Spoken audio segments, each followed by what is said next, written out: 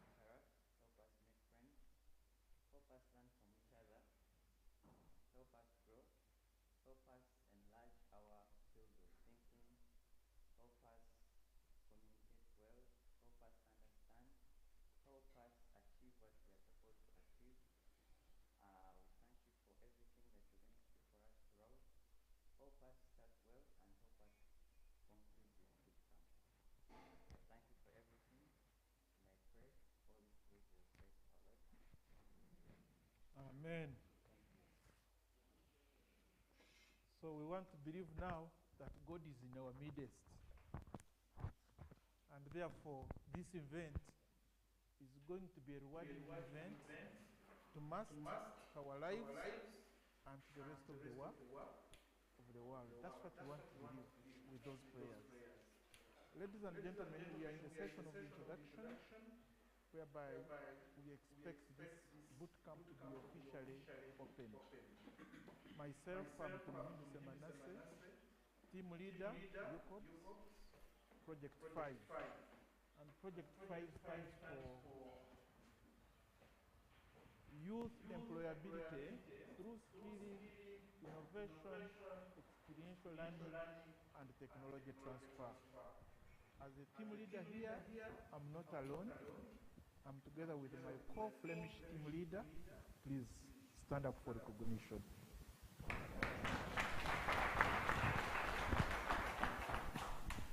In especial, I want to thank you for leading all this delegation and also for coordinating well with me to make sure that all this attention is now directed towards me and you.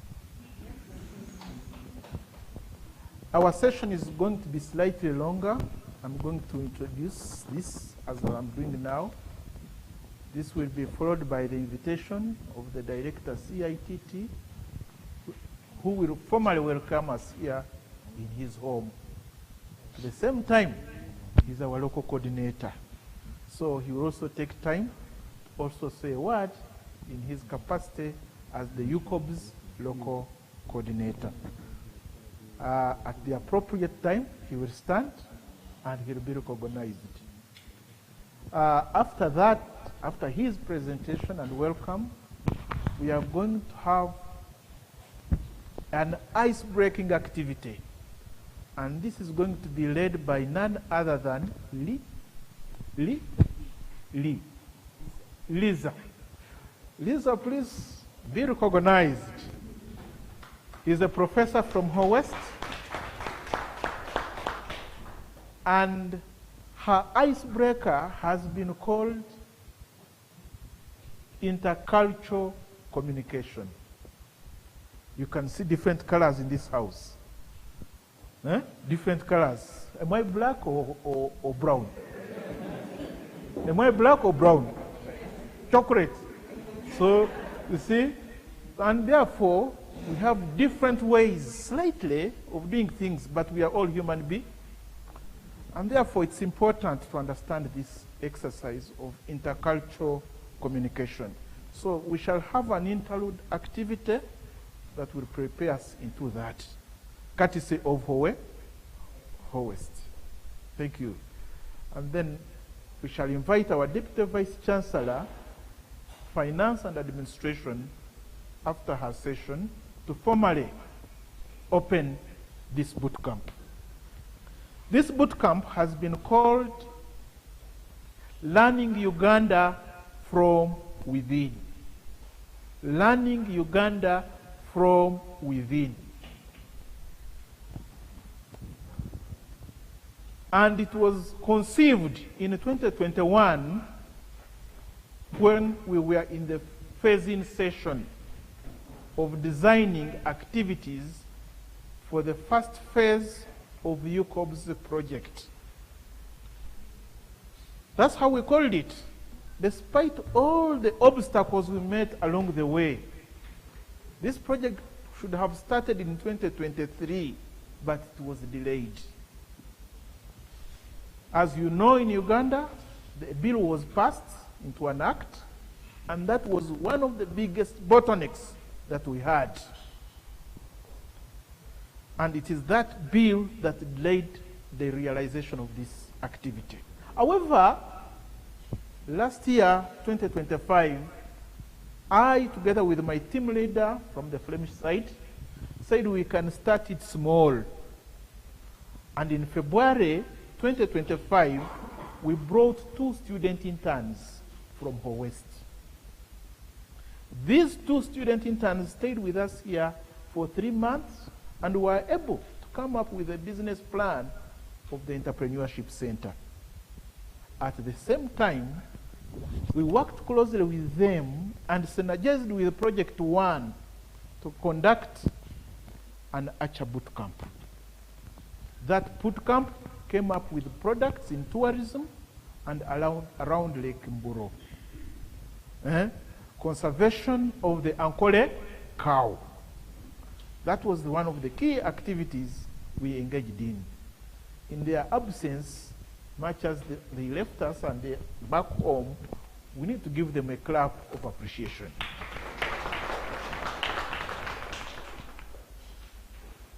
I mean, synergizing is powerful. We want to agree in Project 5 that entrepreneurship is transversal. Entrepreneurship in Uganda is entrepreneurship in Belgium. Entrepreneurship in the Faculty of Business is entrepreneurship in the Faculty of Medicine.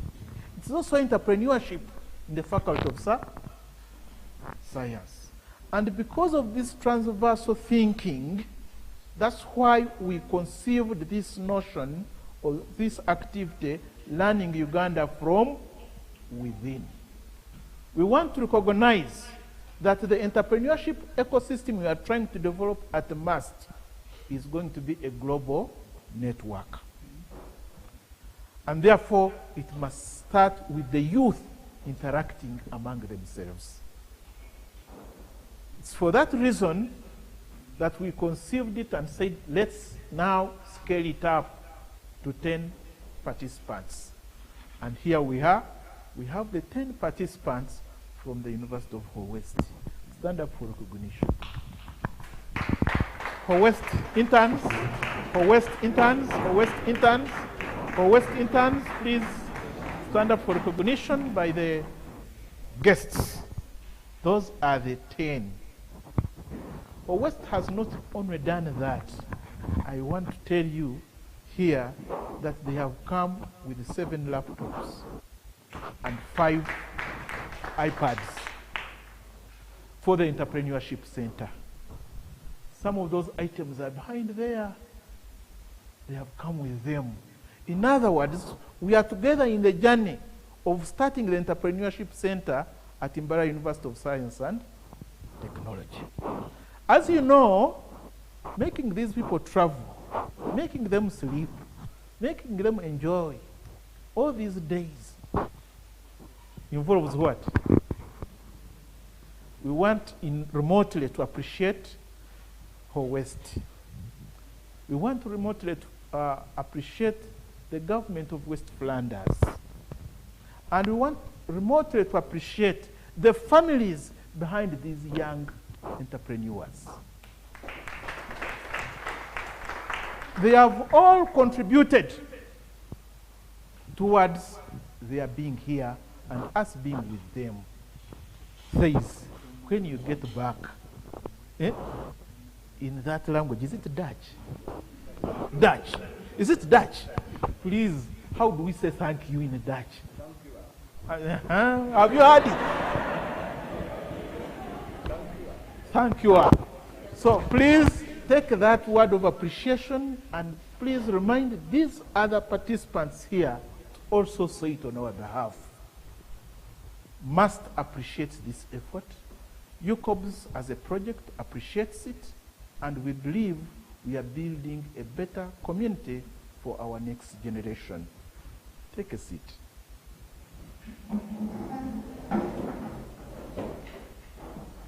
In these 5 days, we are going to have a boot camp, and we call it Entrepreneurship Development Level 1. Entrepreneurship Development Level 1. This Entrepreneurship Development Level 1 was conceived and developed in 2021 through 2022 under the UCoBS framework. We have developed training materials and we have developed methodologies that we apply. Some of the methodologies, you are not going to see them, our guests today, but if you can stay with us for a while, you will enjoy them. Here in this boot camp, it is fun and work. It is not toil and what? No. It is fun. We are going to eat. We are going to drink. No, the acceptable drinking. We are also going to play. We shall play and play. But most importantly, we are going to think. What is connecting us here today in this boot camp are ideas.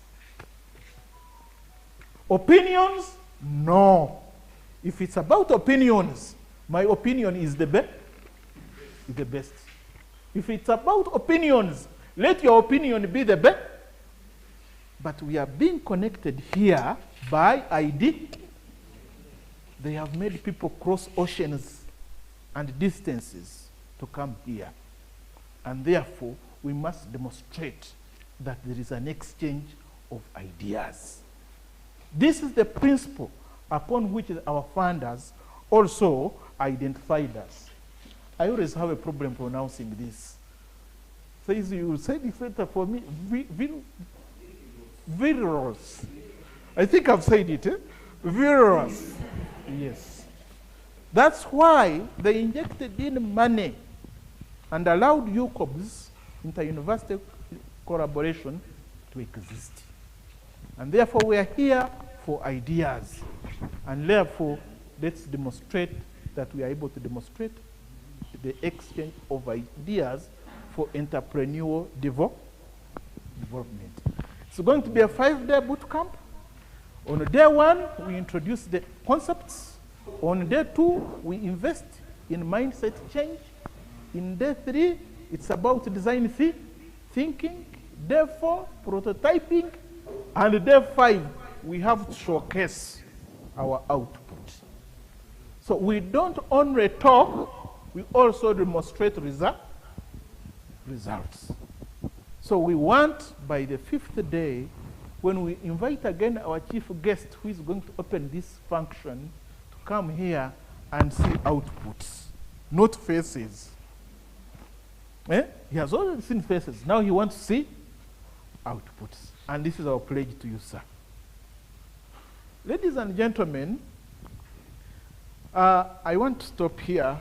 But before I stop, I want to say that all these initiatives are geared towards completion and operationalization of the Mbarara University Entrepreneurship Center. That's where we are heading. We are saying that beyond UCoBS, these successes must find a home. And this home should be the Entrepreneurship Center. We have seen several successes. We have visited Belgium. We have seen different ways of managing entrepreneurship centers. We have been in Uganda last year. We visited Makerere. And we are going to continue this year and benchmark the entrepreneurship network on the African continent. All this is intended to ensure that we have the best product in our region that is serving the rest of the community. And we believe with that, succeed we must. Lastly, but not least, I want to recognize my fellow mentors. My fellow mentors from Bara University of Science and Technology, stand up for recognition. My fellow mentors, says when we were coming here, you wanted to know Dr. Prudence. She's next to you. You know Dr. Sarah, you know Nuriat, he's our PhD student now, and you know Francis. Francis has really supported us. On this side, you know, this tall man, we need to take him to Belgium. He wants the experience of Belgium. May I always tell you directly, this is the one.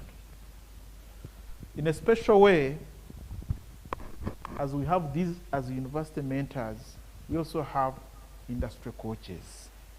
However, they are represented by one person here, and that is Duncan.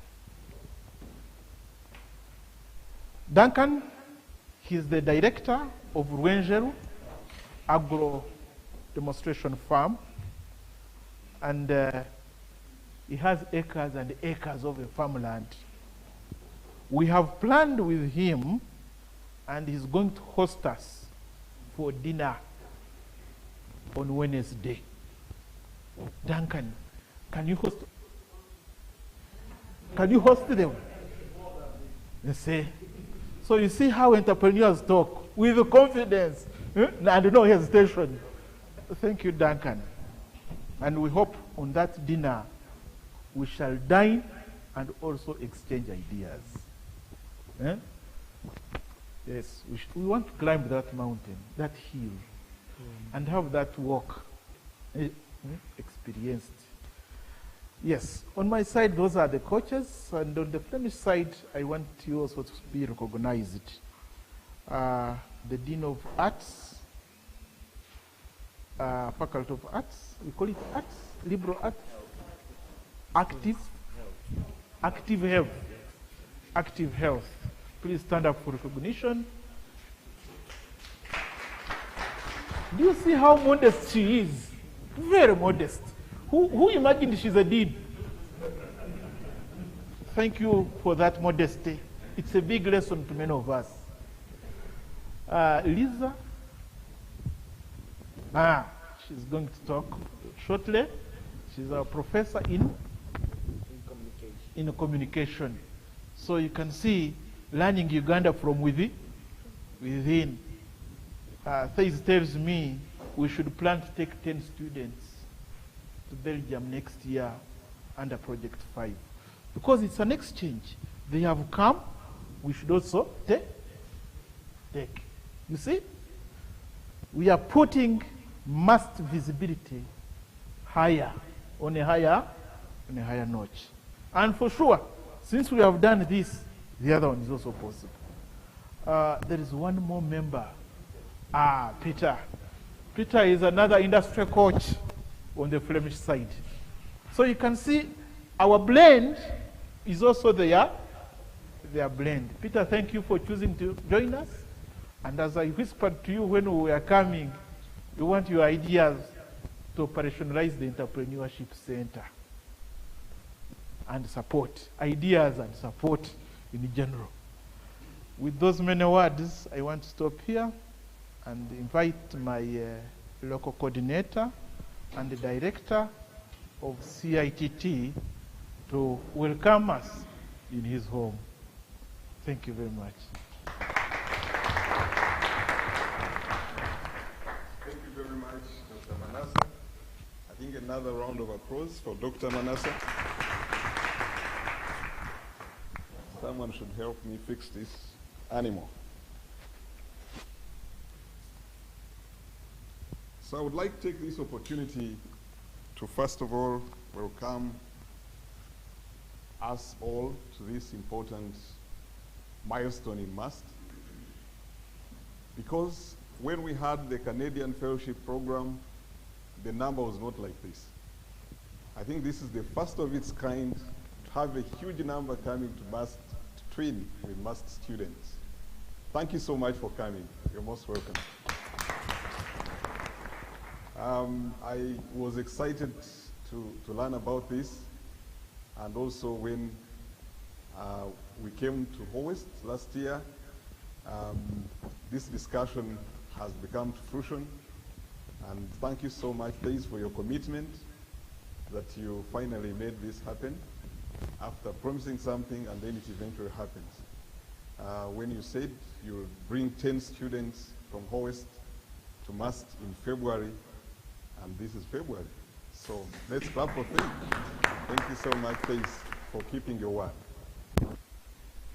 On behalf of the Center for Innovation and Technology Transfer, I would like to take this opportunity to welcome you to what we call the innovation space.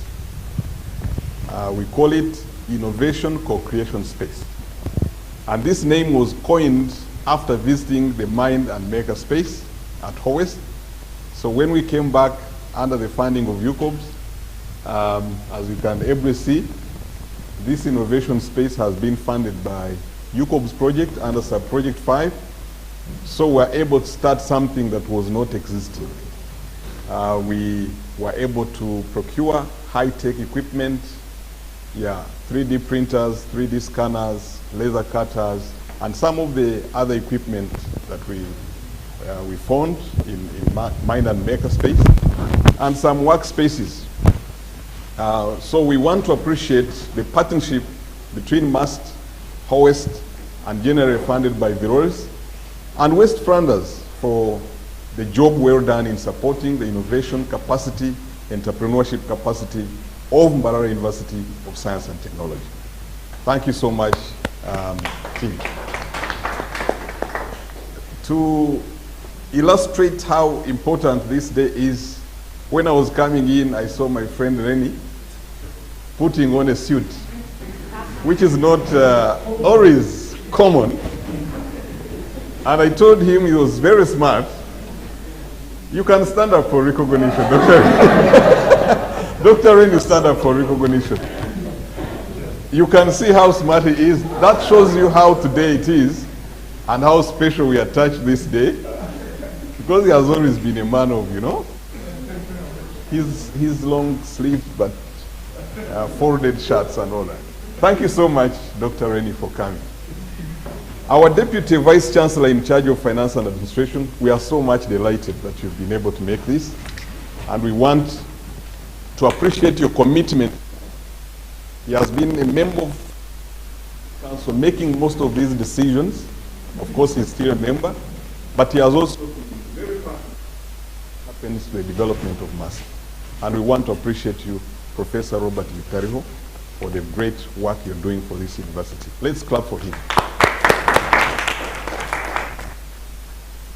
As CITT, we are premised on this framework, which we call the innovation pathway. We have 3 pathways that will lead us to what we call societal impact and knowledge economy. That's the target of Ughanda's socio-economic transformation. That in the year 2040, and our vision 2040, we are looking forward to realizing a society that is driven by knowledge in terms of impact businesses, high impact businesses, increased youth employability, social well-being. But how do we reach there? We need to turn ideas into commercializable products. And we have 3 journeys that we have to take in order to reach there. The first one is prototyping. We start from such ideas that have been identified and built. We walk the journey and identify the viable proposals. From there, we move to product development. And finally, to business development and impact. Is a where we've now started working on micro-credentials in different areas: health, agriculture, agrobusiness, ICT, and many others. So through that, the courses are approved, they are taken through the execution part, and they also move into business development and take us to a society that is driven by knowledge to impact. And the last one is manufacturing and commercialization. This is very important. The industry, the university, and the university of the industry. We work together. We have agreed that we are going to start what we call industrial barazas, which are going to be quoted. So we bring industry here, they look at the ideas that our students and staff have, and they build on that. Innovation is driven by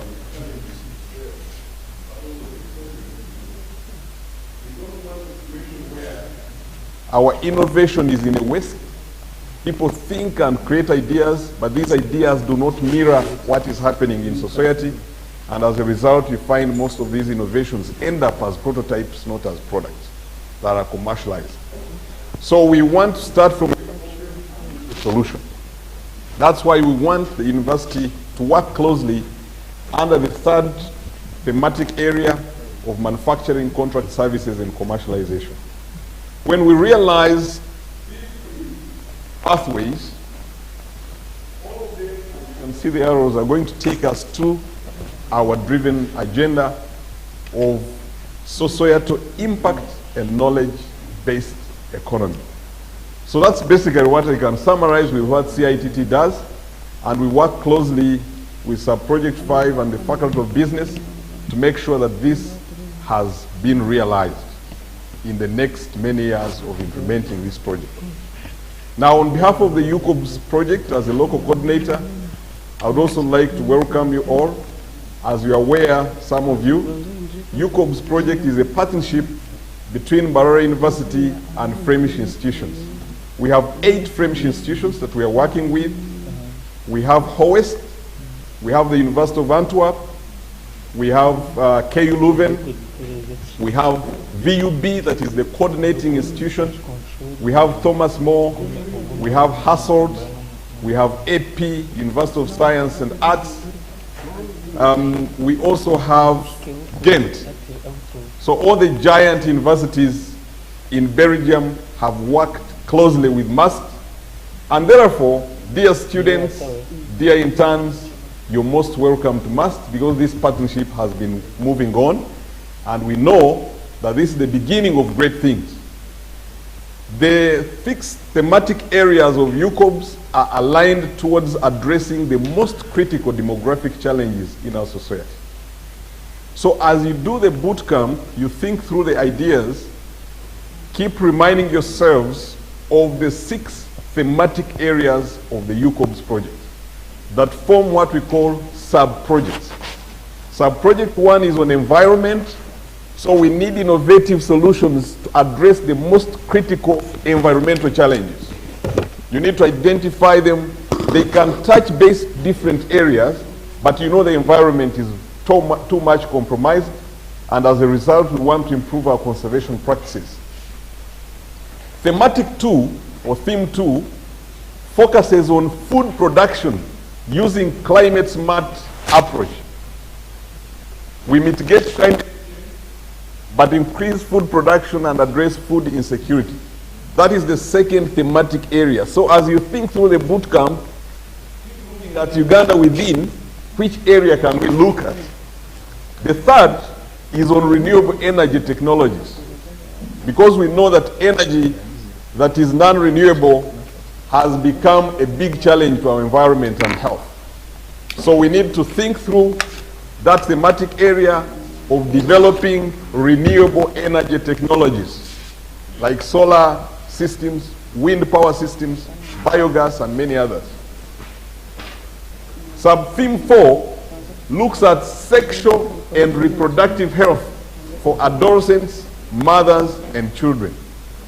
So we need to look at solutions. These can be digital health, awareness campaigns of sexual and reproductive health and rights to make sure that the most at-risk populations in Uganda are well aligned. Sub-project 5, or theme 5, is what is bringing us here. Entrepreneurship, innovation, and skilling to address youth employability and unemployment. The theme is well laid, youth employability through skilling. So we need to look for solutions that can address youth unemployment and employability. And the last thematic area is on ICT for both and for the community that we are working with. So those are the demographic challenges we aligned together that form what we call UCoBS project. And it will be very important that in your thinking process, you align your ideas into addressing the most critical demographic challenges in the region. Lastly, I would like to thank all that have made this happen, because I believe that the journey has just started. The 10 days you're here will be very fruitful, I'm sure about that.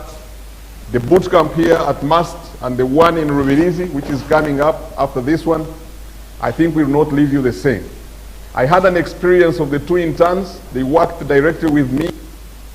Some, we really worked together, and it was a very nice, fascinating experience for the time they spent here at MUST. And we want to believe that next year we'll have another cohort coming in, so that we have summer schools, we have fellowships that can help create that linkage, that bond.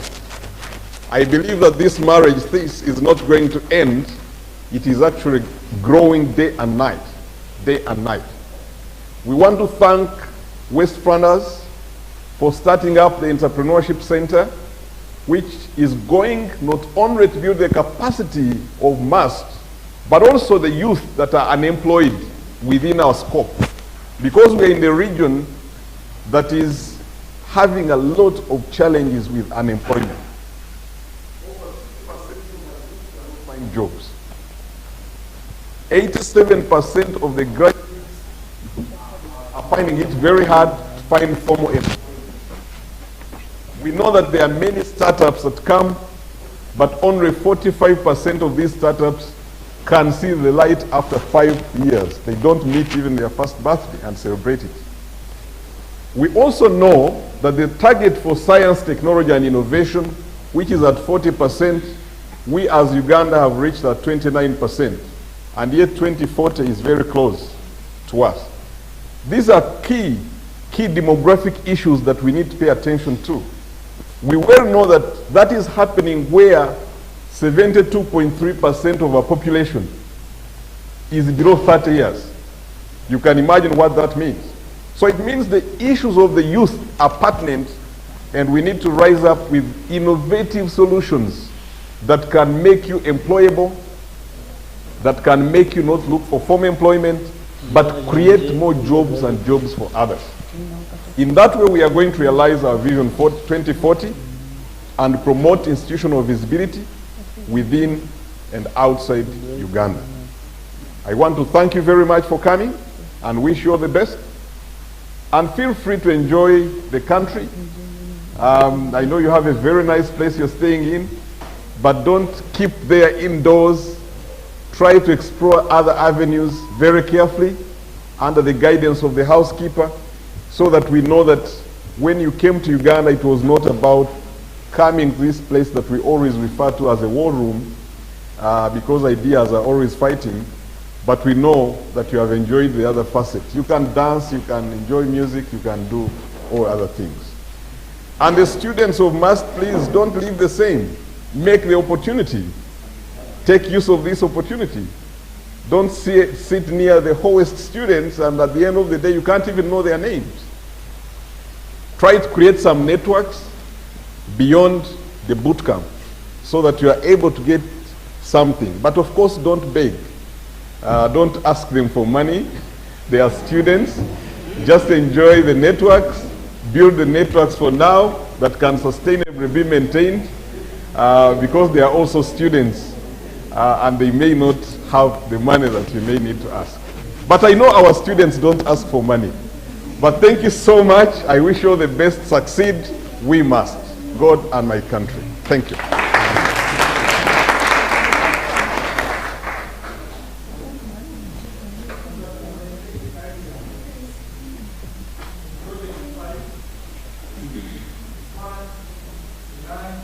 And exchange of ideas. We have sat already for over 20 minutes, and I think for us in our model.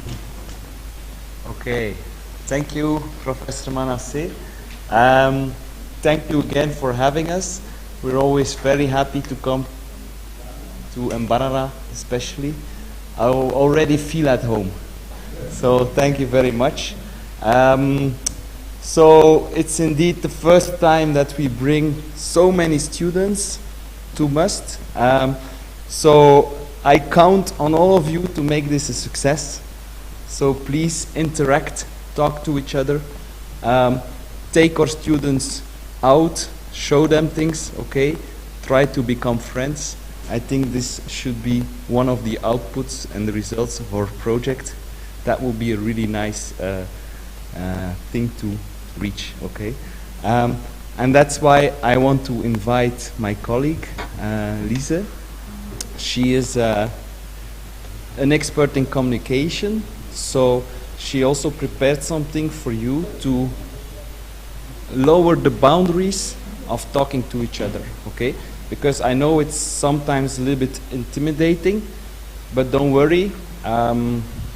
Like Professor Manasseh said, we're all human beings.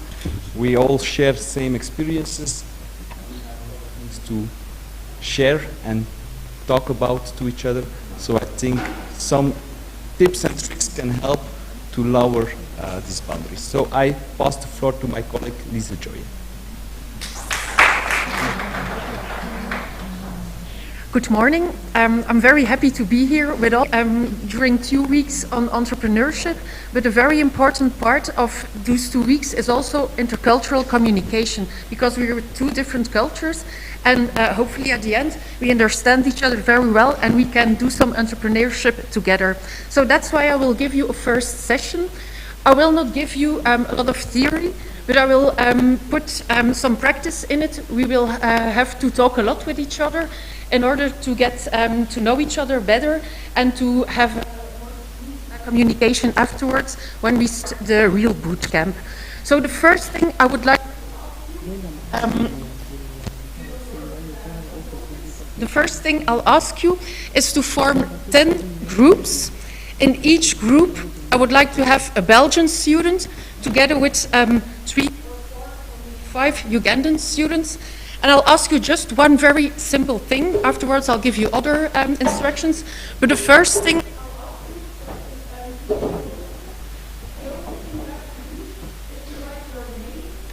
and your culture. I won't give a lot of explanations about it, but you just have to write down your name and your culture. So, groups, 1 Belgian student and 3 or 4 or 5 Ugandan students. And I'm going to give you a post-it.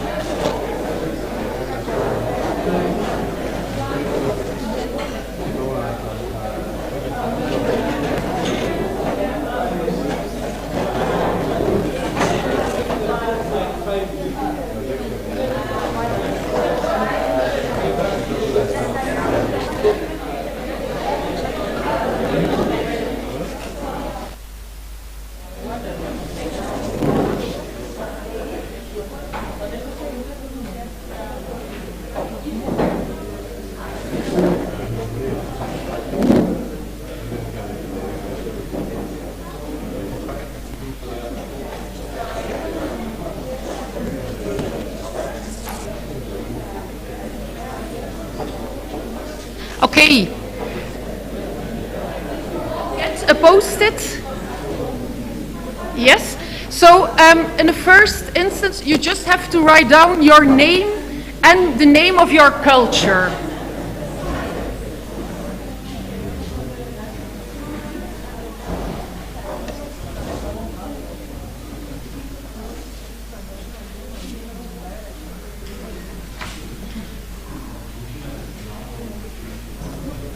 Yeah, it's up to you to decide which culture you belong to. Later it will be clear. It might be a bit mysterious right now, but it will be clear.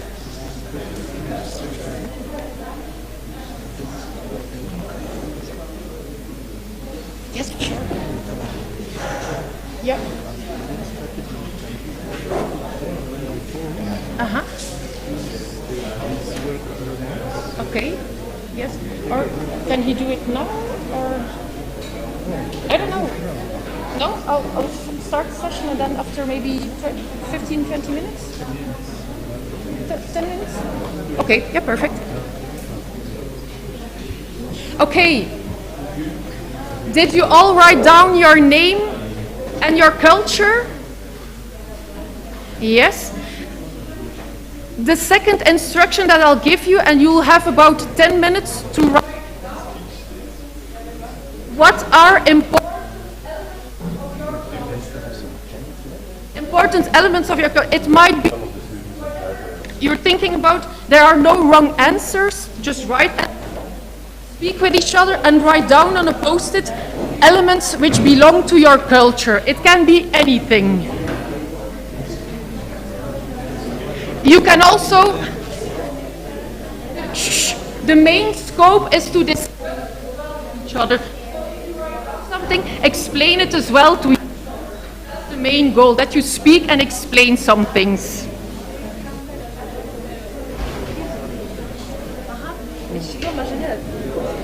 Culture, it can be anything. No, this is an HDMI. No. And you explain. No, it's not. It's not on power. Film.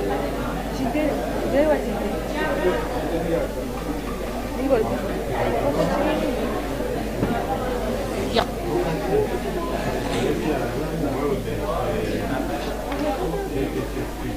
Explain it to each other. That's the scope.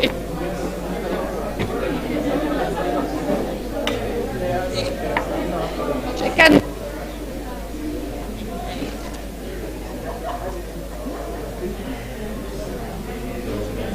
Yeah, you can explain it to each other. Just write down anything you think about and then explain it.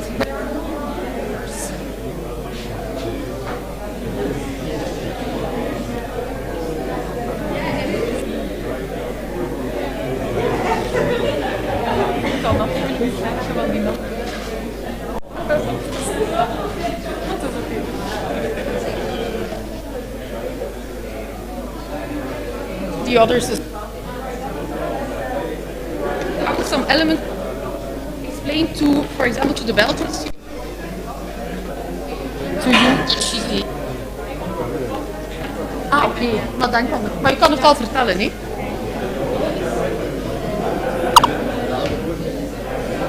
And what you do, right?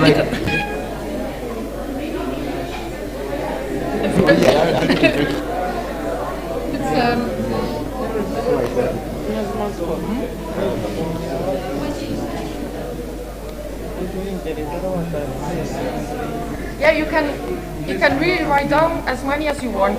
There are no limitations, there are no wrong answers. No? Dat is aan jullie om te bepalen. Belgisch. Ja, dat mag ook. Ja, mag ook, zeker. Ja? And then you explain to each other.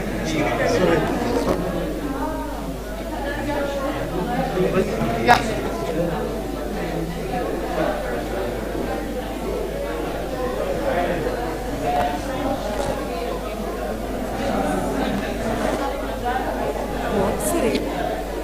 Okay, perfect. And then you'll explain to each other. That's the main goal of today, that you speak to each other. So you talk.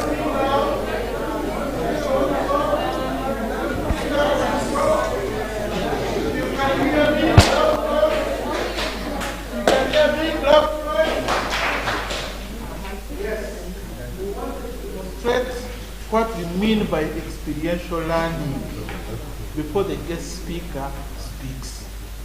And really, he has seen it. Thank you, Lisa. Where is the Prof. Lisa? Thank you for initiating this. Please, thank you very much. This is what we call part of experiential learning. You have started talking to each. Talking is no longer in theory, but in practice. I want now to invite our chief guest, our dear Deputy Vice Chancellor, to come and officially speak to us and then open this bootcamp.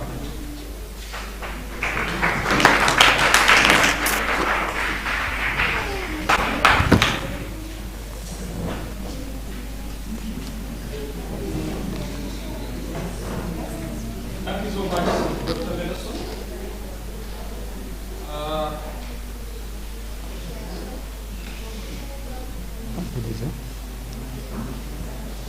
Can we pay attention, please? Why don't we just first move? You can face this side.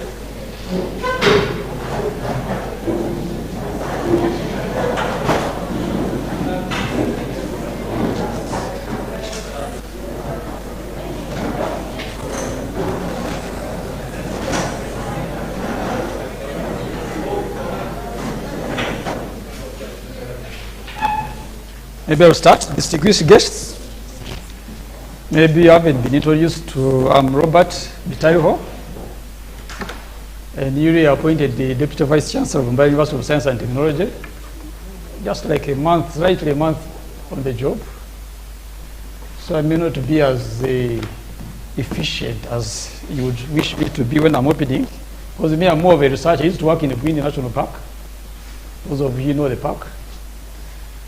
I was a researcher with the MEDAD before I came to Mumbai University of Science and Technology as a CITT and also with the Faculty of Interdisciplinary Studies. But more to say, I am excited to come and open this workshop officially, because I know some of you are also probably excited because it's your first time to be in a boot camp. I used to have those kind of boot camps before when I was a young researcher. I'm like a young person, but I'm not young. I am about older than most of you here. But I used to enjoy these kind of boot camps, especially in the US, where we had like, this time we had one in the US. We had like 10 nationalities. It was very exciting to cross cultural exchanges, and it was exciting to see people, talk to them, even without the boot camp, but just the exchange of information about each other's country. It was very exciting. Maybe I would like to recognize the distinguished guests from West who have been introduced. I don't know whether we need to see them again. And also the coordinators of the program, MEDAD, Dr. Mendelson, participating students, and the coordinators and coaches and mentors for this bootcamp. I'm told there are 50 participants, 12 mentors, 4 from Flemish, are they Flemish universities, Flemish what? Institutions, and then 8 from MUST.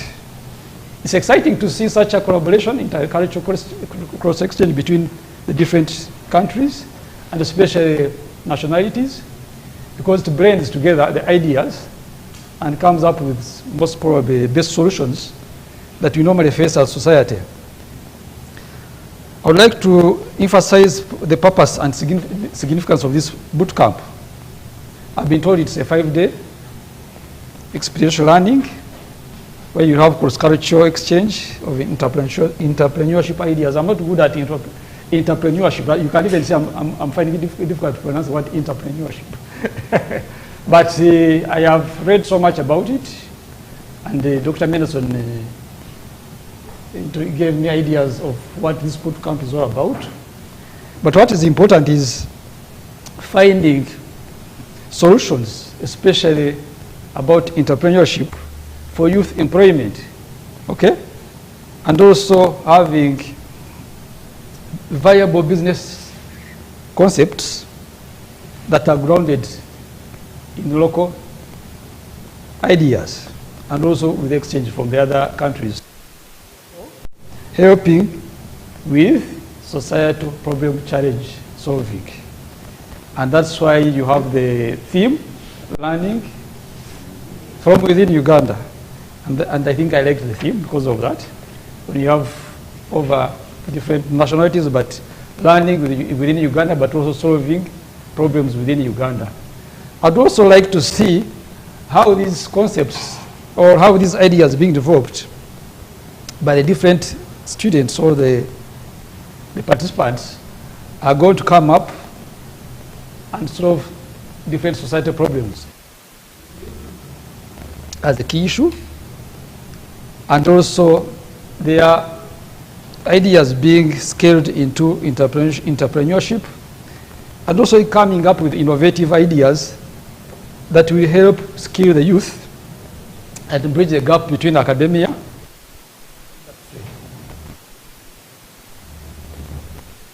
And lastly, how these ideas are going to come up with solving Uganda's problem, which is, I think most of you know, the National Development Plan 4.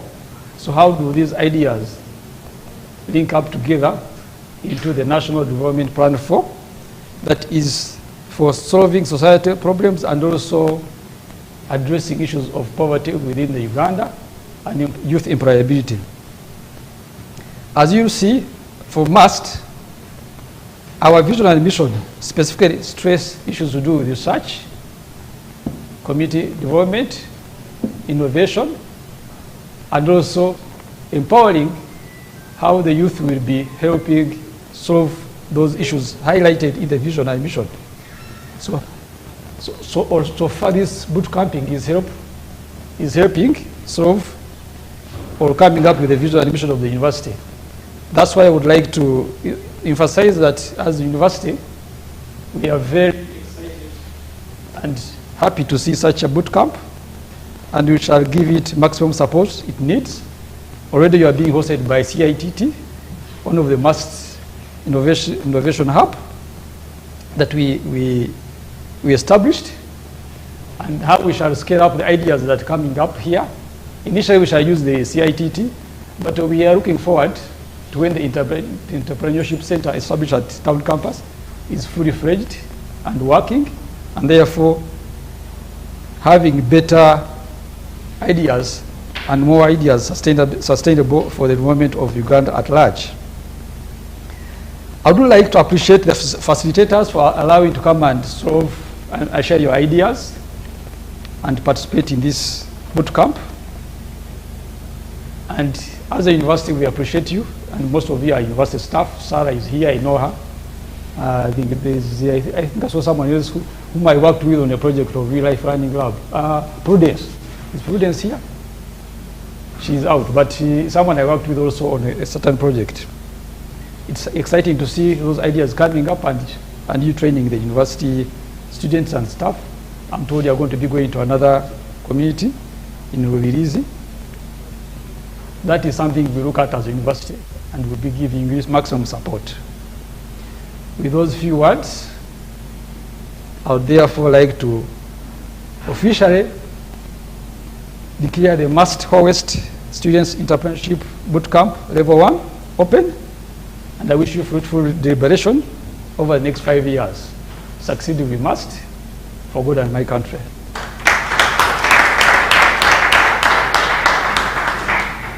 Okay. So I think I have to go and do some other work for the university, and I will leave here as you continue working. Oh, photograph. Sir, before you leave, I want to request to take a group photograph with you. Okay, thank you. No problem. No Because problem. you are the face of our institution, Okay. and we are the commitment. Okay. Good. I'm happy now. Yeah. Can you join us? Let's pull some chairs in front. Some chairs. Chairs first.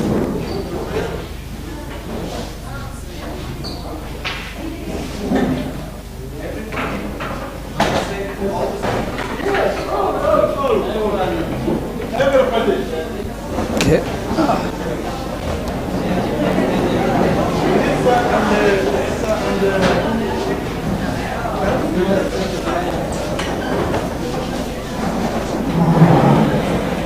Sorry, I didn't drop. I will then with the microphone.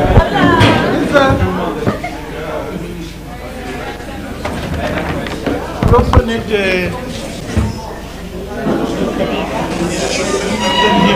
get another chair. So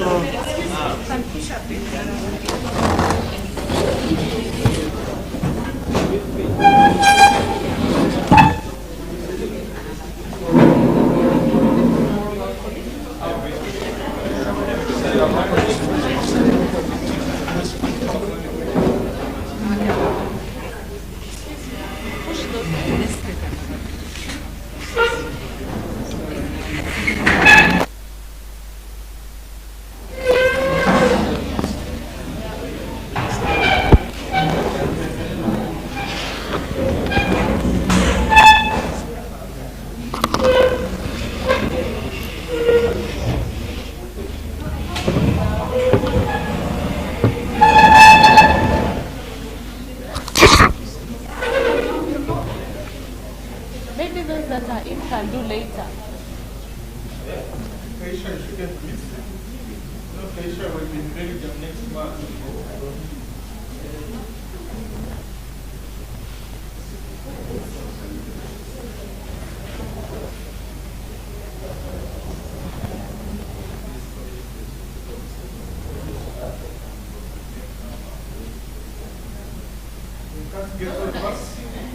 we shall take another one. We shall drop down immediately for another photo. You will join. Yes.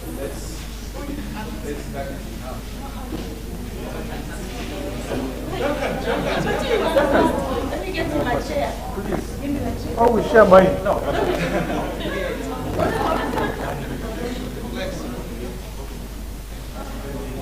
Can you see this?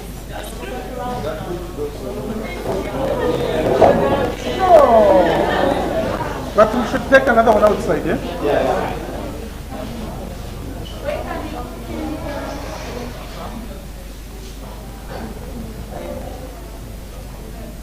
Can you see Martin? Martin, the way you're posing, that is not balanced.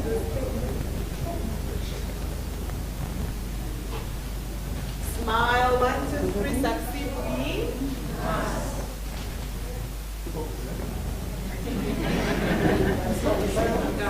The other group can others join. Please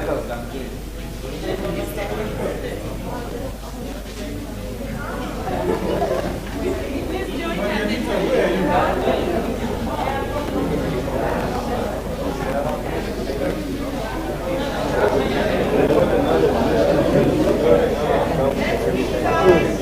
So we are moving right away for another one. Excuse me. I think it's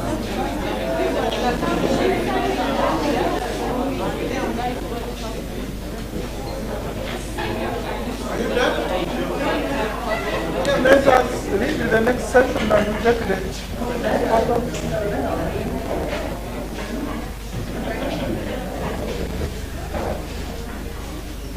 succeed, please. Pass.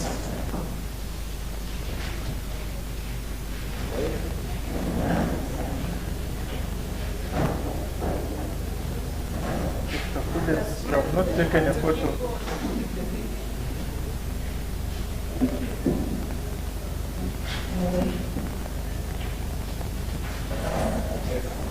So let's move very fast down on the ground floor at the entrance for a group photo where everybody will appear.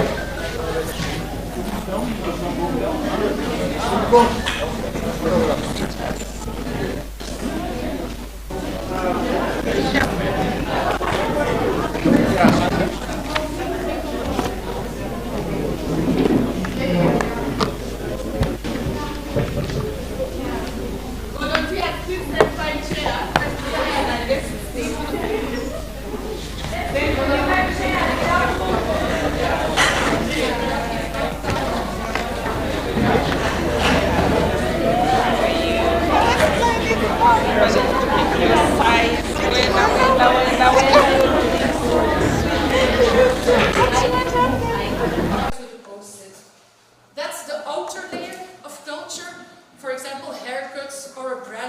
a brand which is very popular among Ugandan youngsters, for example.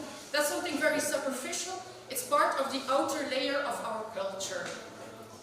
If we get closer to the core, we go to heroes. And I saw some names of heroes. Heroes can be living persons, it can be dead persons, but who inspire our culture. It can be, for example, musicians, it can be politicians.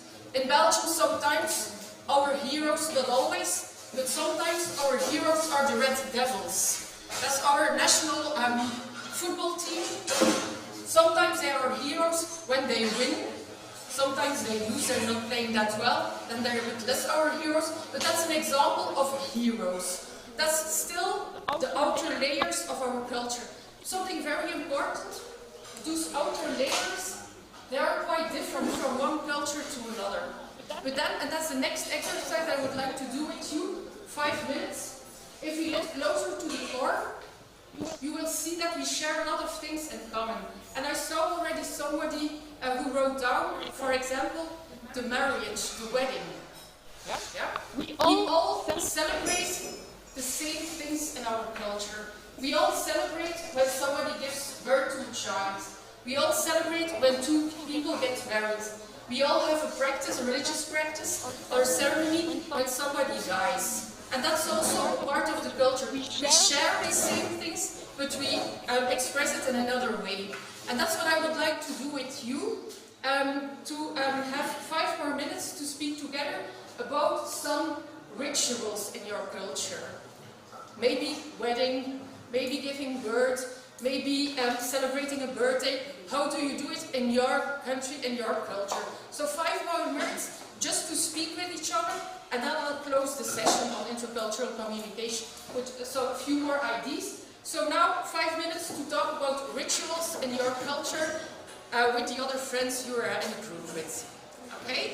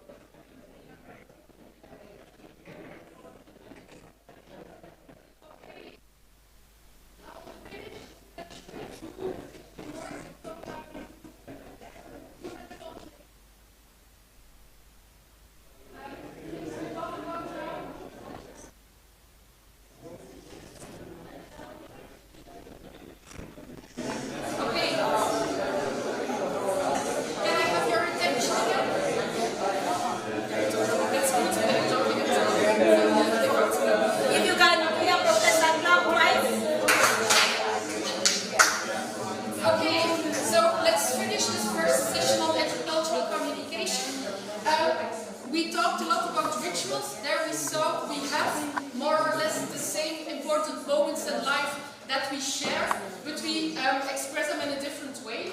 So we are coming closer to the core of intercultural communication, and that's where I want to end. If it comes to values, I think most of us share the same values. We all know what is good, what is bad. We all know what is clean, what is dirty. So we have the same thoughts about what is important, what is not important, or more or less. And that's in fact what I want to show you.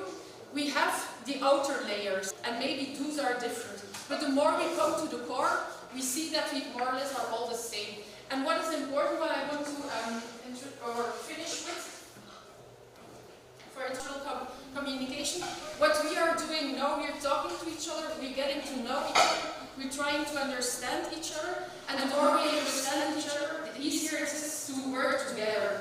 And that's what I wanted to tell you. It is scientifically proven that intercultural groups are more able to resolve complex problems.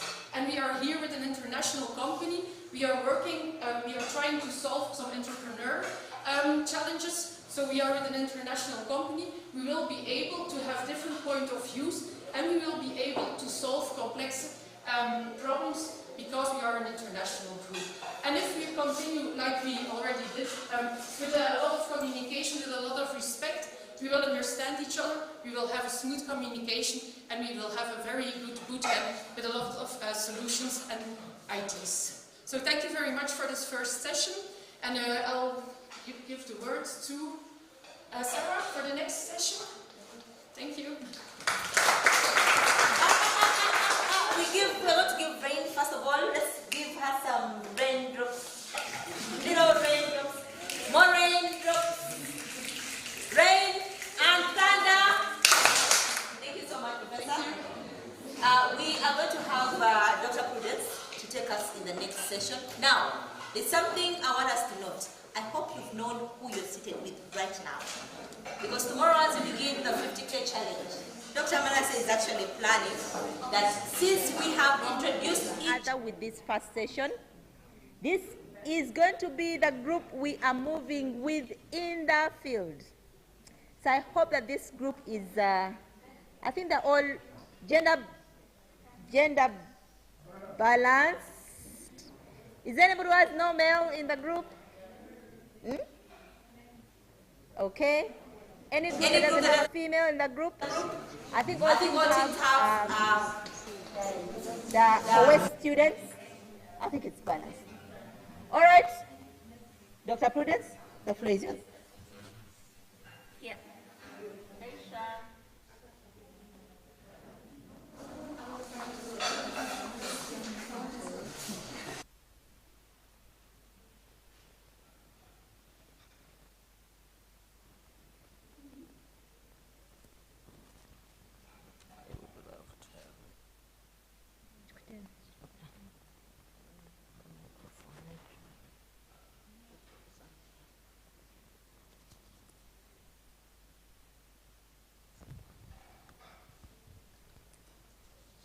Okay, good afternoon, everyone. It is coming to midday. So I hope we know each other. I'm called Prudence. And with time, we shall have our name tags here so that when I call you, I know whom I'm calling. So before we end the session, I expect Keisha, you will give these people the tag so that we have name tags, and then we are able to communicate. So the session I'm going to introduce to you will be interactive. It is not a lecture. So among the ground rules, we encourage participation and a lot of what? A lot of sharing and a lot of talking. So it is not going to be a lecture, but interactive. And basically, I'm going to introduce you to entrepreneurship. So before we come to the real concept of entrepreneurship, we come from different cultural backgrounds. So I want to pose a question to you. We come from different places, and our backgrounds are very different. So if I may ask, those from Belgium, you may not be coming from Belgium, all of you, but studying from there, maybe from different other countries. But I will use the example of Belgium. What population are you now? The population of Belgium currently, maybe by 2025. Any estimate? Estimate of population in Belgium? The 11 million. Ugandans? How? 11 million Belgium, then Ugandans, how many are we? We are 50 million. Yeah, approximately we are 51 million in Uganda, 11.5 in Belgium. So when you look at that, even when we look at our room here, you all have passed through Mbarara town. You have seen the population in Mbarara town. Our Belgian guests came from Belgium via Entebbe Airport. They passed through Kampala. I hope so. Did you pass through Kampala city? You didn't? Okay. But in every town, in every urban center, in our Mbarara town, in our Mbarara University where we are, in our Uganda, in our Belgium, we have people. We have many people. As we can even look at ourselves, we are many. We are over, I think, 50 people here. So now, what do we need to survive? For example, since morning, what have we used to be how we are now? What have we used? We have eaten, so we have had our breakfast. Anything else we have used? We have used transport to come here. What else? We have used data. Any other thing that we have used? We have used the time. So we need so many things, yes. We have used electricity. Only that. Aren't we putting on something? Are we naked? We have used water. We are putting on clothes. We are putting on shoes. So in the world where we live, we need things. We have people who need these things. And every time we move, there is something that you need. For example, we have a banana here. There is someone somewhere who grew this banana, and finally we find it here on the what? On our table. But it didn't come by itself. There is somewhere it came from. So when we are here as young people, we know we live in a world that needs us. It needs us, it needs our input, and there are so many things that we have to do as young people to make sure that we serve the world the way we want to be served. And we are part of that solution. There is a problem out there where we must come in and provide a solution. So if I may ask you again, have you ever heard about entrepreneurship? Anyone who has ever heard about entrepreneurship? What comes into your mind? Or how can you help us?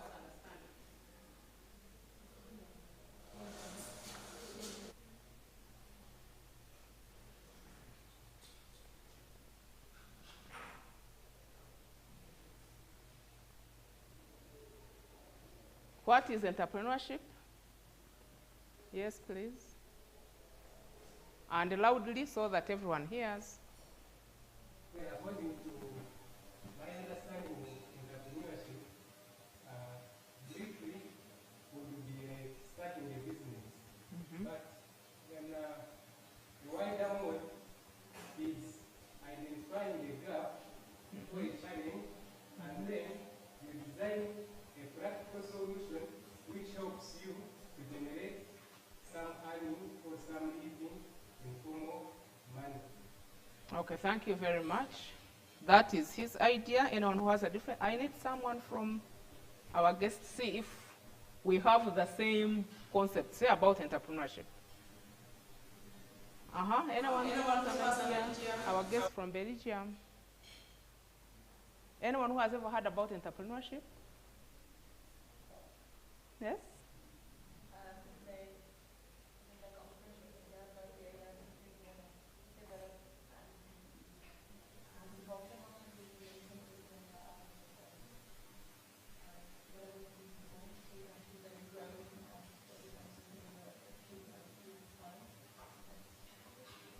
Okay, thank you. So we are getting things that come in common. I'm hearing of profit from the two submissions. Another idea? Yes, please.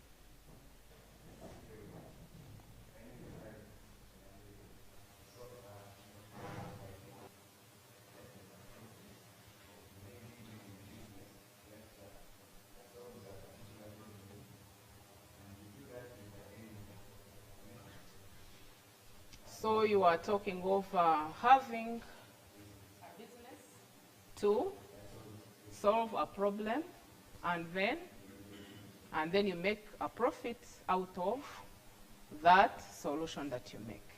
So we keep getting ideas before we come to the real book definition. We must get the what? The gift of the what? Of the matter. So if I may ask you again, we have talked about 850 in Uganda is the population. So how the average age minus some of us, if I just look at you, the average age could be like, who can give me a quick answer? Average age, where most of you fall?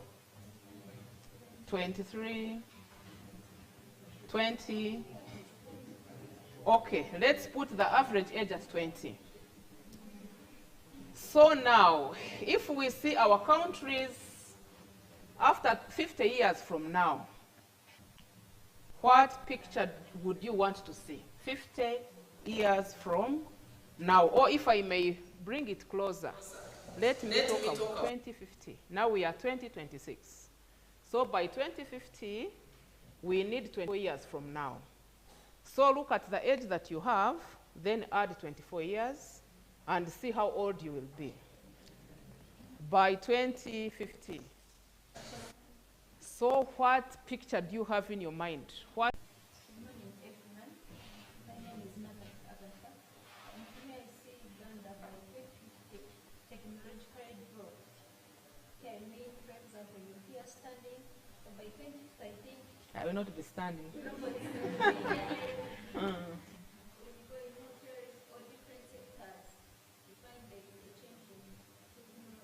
Change in technology and AI at an advanced level. Yeah. Yes, you are burning with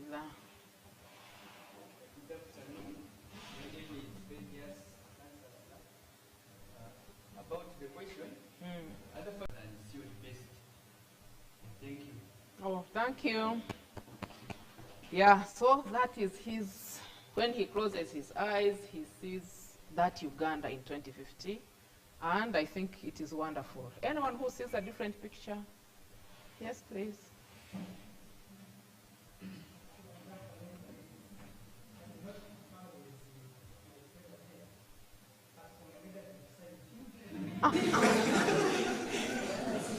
Because now if we were to look back like in 2000 there and try to compare population, I think we are in the 20 million there.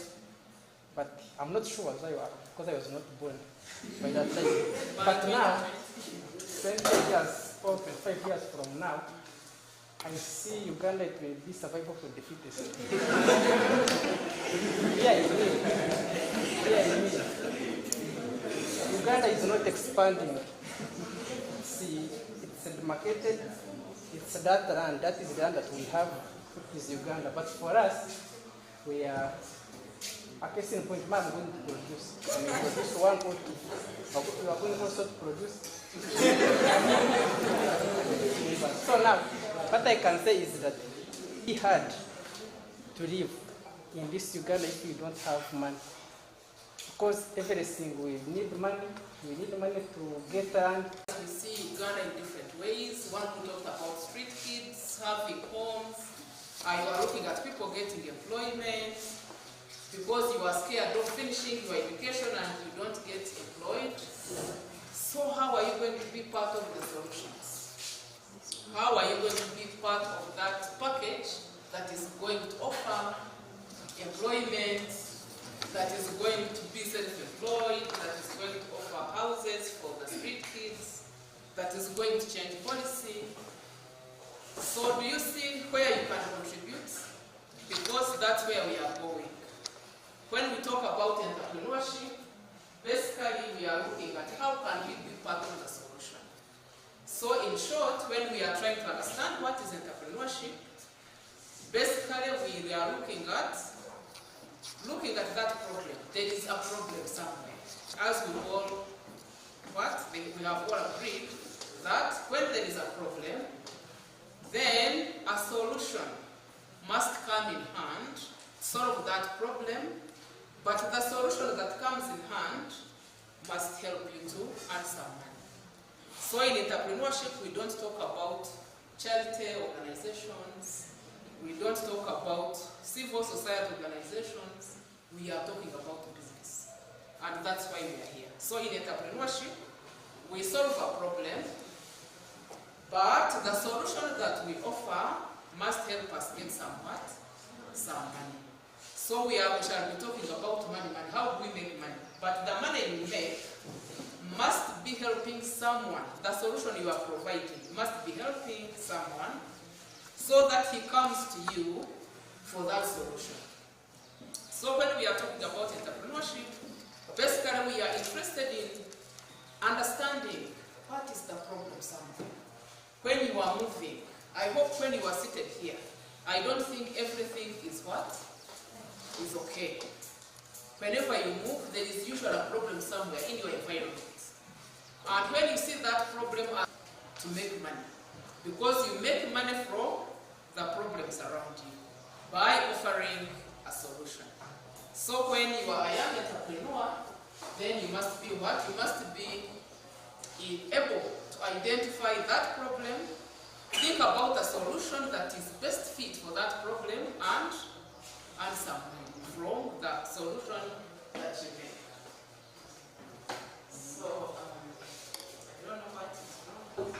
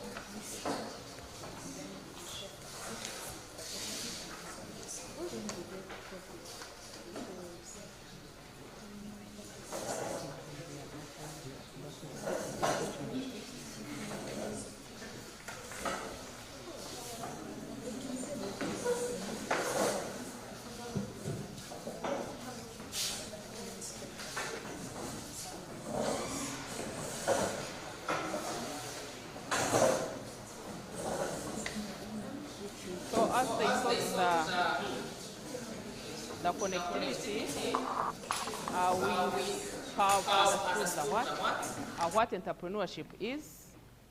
Do we have any piece of paper with us?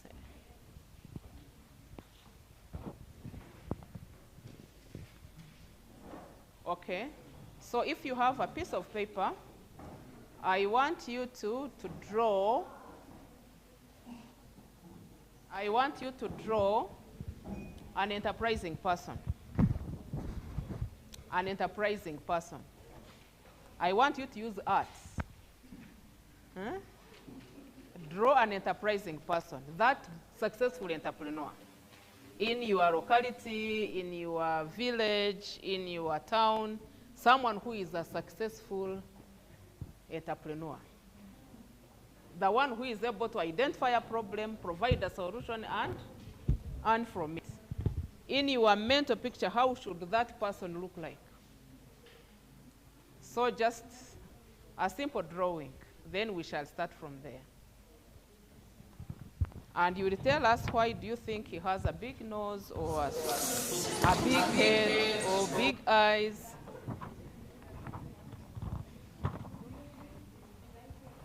Just have that mental picture using the art. If you think of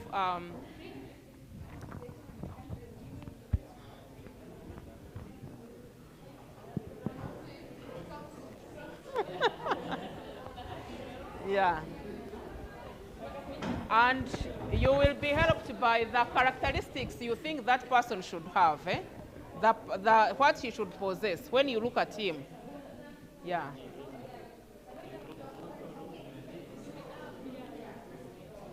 So we shall have like 3 people to tell us what they have drawn, and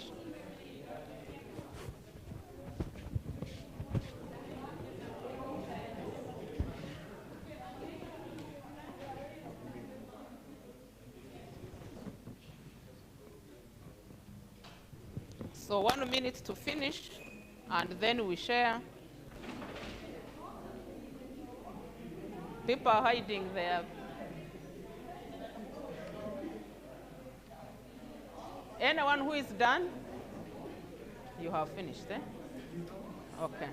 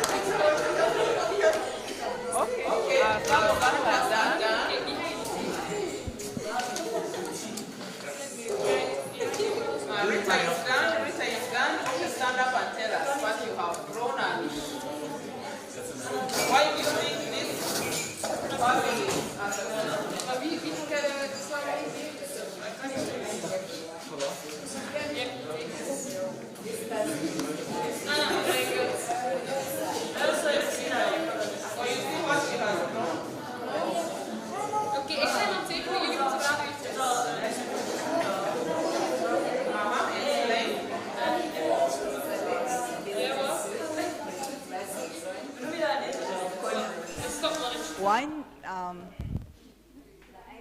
that she worked late in the night. People are not hearing. Sorry. If you hear me, clap once. Okay, let's hear from her. So I drew a lady with cornrow braids, glasses, and a business suit with a watch on her wrist. Her cornrows, because they are easy and fast hair, so she needs to get out and do something more productive. Her eyes dyed as she worked late nights trying to develop solutions. And she's in a business suit because she's a businesswoman, and she has a watch because time is money and it's really precious. Thank you. Thank you very much. What she has drawn, a lady in a business suit. The lady has a watch. Her eyes are spoiled because of working overnight, so she's putting on specs. And she's smart in her business suit because she's a business lady. So that is what she thinks of an entrepreneur. Anyone who can also share so that we see, okay, did you draw? Okay, so I have drawn a sticky man, and there's a reason behind that. First of all, I'm not really great at drawing, but let's give him ears. I think, why did I draw a sticky man? Because there is no ideal entrepreneur. There's not a look of an entrepreneur. An entrepreneur comes in so much shapes and outfit. You have the typical entrepreneur in a suit, but you have also the entrepreneur that is working every day in his outfit, and that's why I draw a sticky man.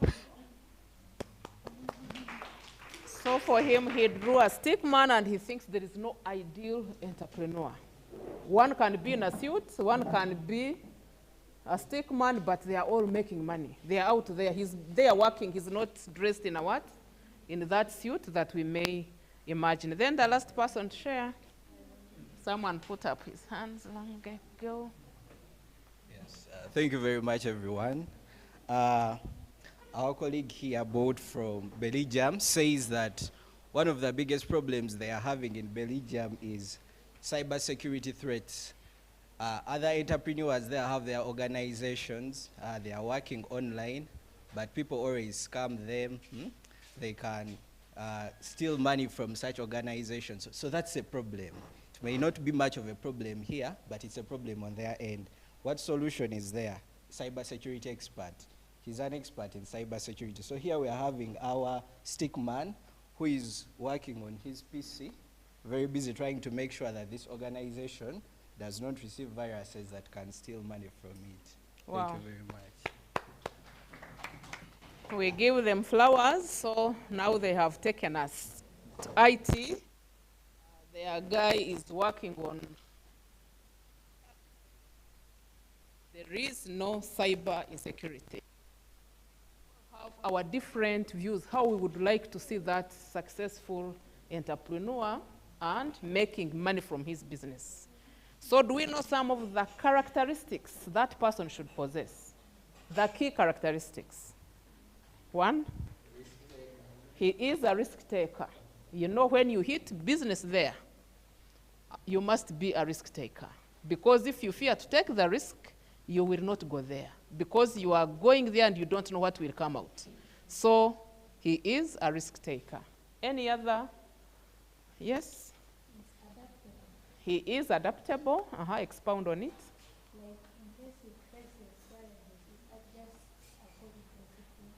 Because when you hit there, when you go there, you don't know what may come out. So when you face challenges, you should be flexible enough to adapt, to be able to fit in. Okay, any other? Consistent.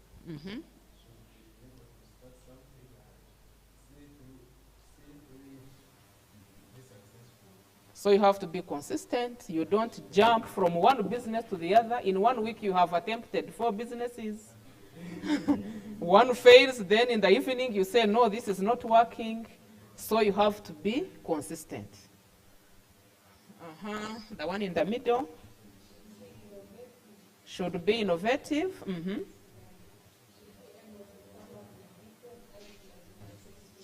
Should be able to come up with different ideas so as to make a... Yes, please. That is where she took us. You should be able to communicate so that people understand you, people come and buy your product, and you also get maybe affecting them. If you want to know their problem, you must be a good communicator.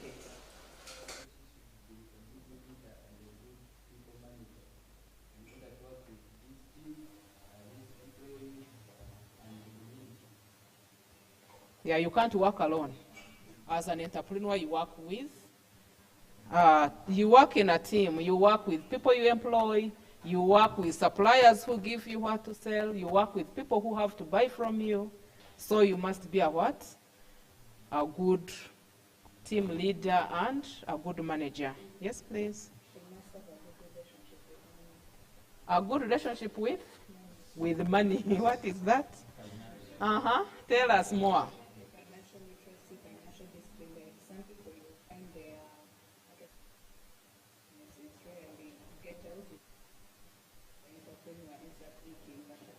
So you end up eating your capital and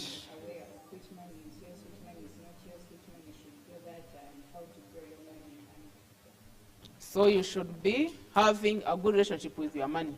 You look at it as this is business money, not my money. So that when guests come home, you don't go to your shop and you pick items and you don't pay because you think it is your what? Your business. So you have to have that financial discipline and literacy. Yes, please.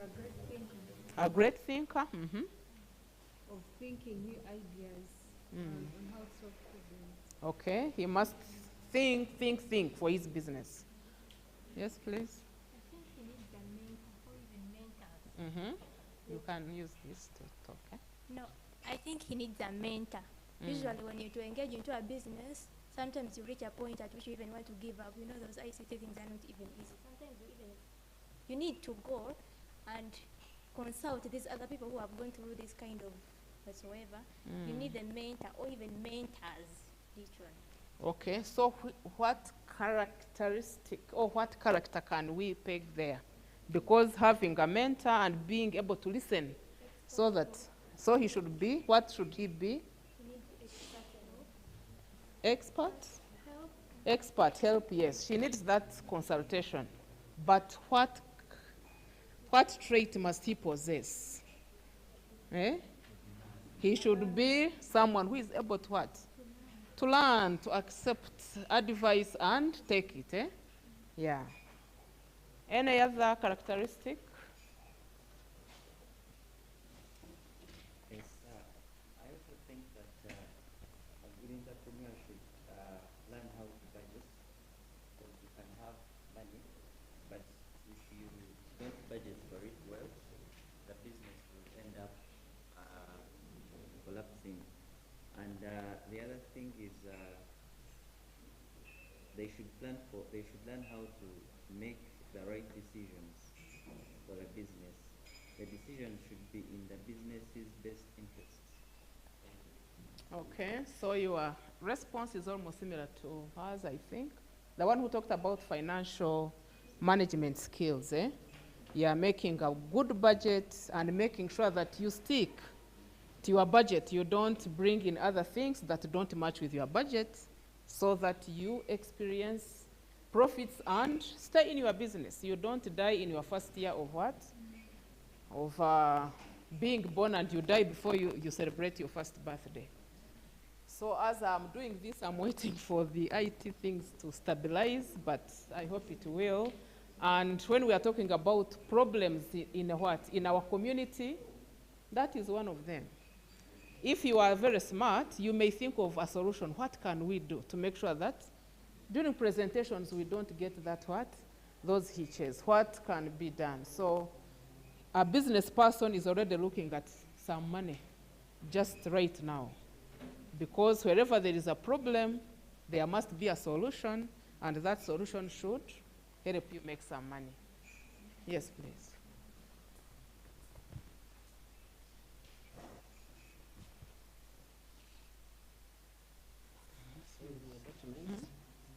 It is that one. Except that I had gone some down. No, I wanted to go to a business idea. Continue. Business idea, I think it is. Continue. That's where I want to go. Did you try and help? Yeah. There's an HDMI cable connection? Yeah. And you already... My question is... Yeah. It's already there, but it's not displayed. Now it's duplicated, yeah. If you present remote... Put a presentation. Supposed to be And if you unplug the cable, does it react? Yes, it reacts, so that's good. But we don't need the cable. We don't need. And the source... And I'm about to finish the things that you need. Is there a source button on here? The input, yeah, that's it. Which ones do you have? Ah, yeah, okay. And it was on AirPlay first? Or Continue. screen sharing, that's probably it. Yeah. Okay, let's see. Okay, fine.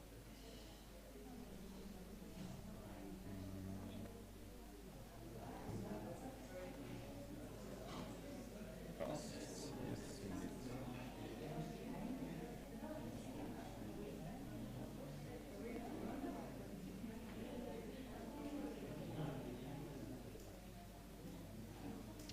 Should be there now. Okay. Fine. Is it this light? Let me hope it won't disappear again. It is this. Because it was there, it disappeared. Hey, I will stay around here. Okay, so at this level, we understand what is entrepreneurship, characteristics of a successful entrepreneur. So that brings us to a business idea. After you have understood what you should be as that successful entrepreneur, then how do you go there? So we looked at entrepreneurship as providing a solution that helps you to make some money. But That solution you provide comes in a business idea. You must have some business idea that you think about before you can what? You can hit the what? You can hit the ground.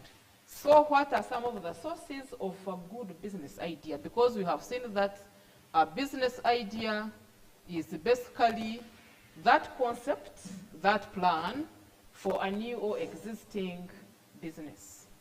So how do you get that business idea? Where do you get it from?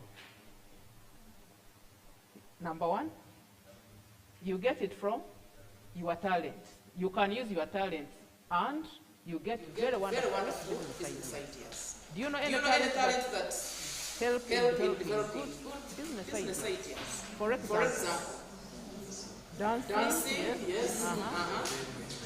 Talent of singing, you can sing and make money. Any other talent you can use.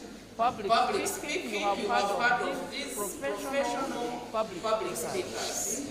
Yes. Any other talent? You had a difference. You wanted to give a different source of okay, source number two. So she talks of a skill. Which skill can you think about? The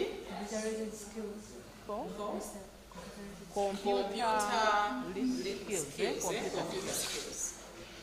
For example, you have seen those with the skills. They can begin to help. So if you have that skill, you can use it to make money. Any other source of a business idea? A problem faced by you or by a close friend or any person you know can help you develop a business idea. So if there is a problem you are facing as an individual or a problem faced by your community, then you can think of a business idea and you say, let me come in and solve this problem. Any other business idea? Someone is smiling as if she has an idea. Yes? Any business idea source you can think of? The books. Okay, how? You read. Don't be like someone who was how to come out of poverty. So he had published his book about how to overcome poverty. But he was looking for money to publish the book. Yet the book was about, yeah. So any other source of,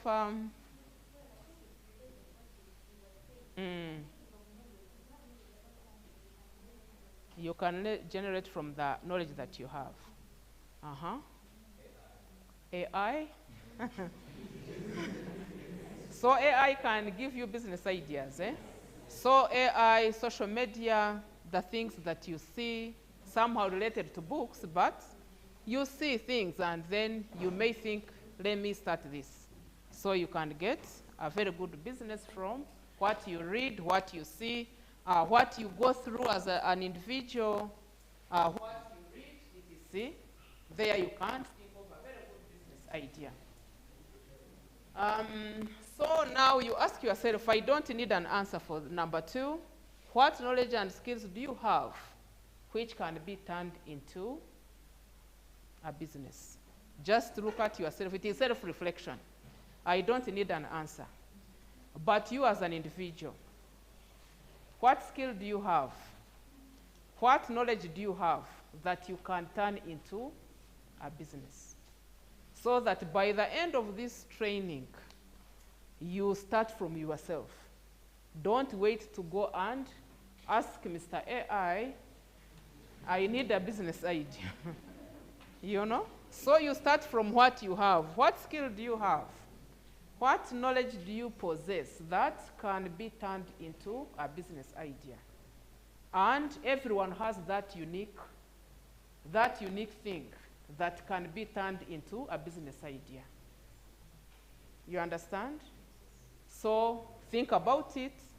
By the time we finish training, this boot camp, when you go back, you can do something.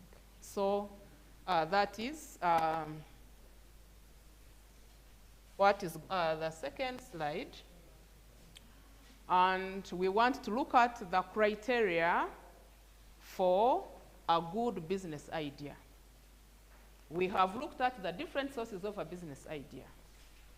But before you invest your money in doing something, what must you take into consideration? So a good business idea must be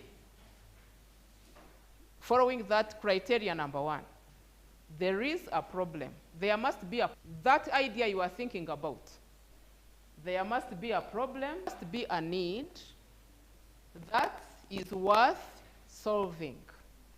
If that problem is not there, then don't go there. And there is no canteen, and you see students suffering, they don't have where to go to buy accompaniments for their tea. So if you feel there is that problem, then you think about what can I put in this canteen to make sure that I solve that problem. And then that problem must be urgent, and it must be frequent. Do you know why we need those two guidelines? Why should the problem be urgent? Anyone who can think through that. Why is it the problem must be urgent? Anyone who can think through? Yes, please. So she says for easy adaptability. Yes, every answer is right. We continue answering.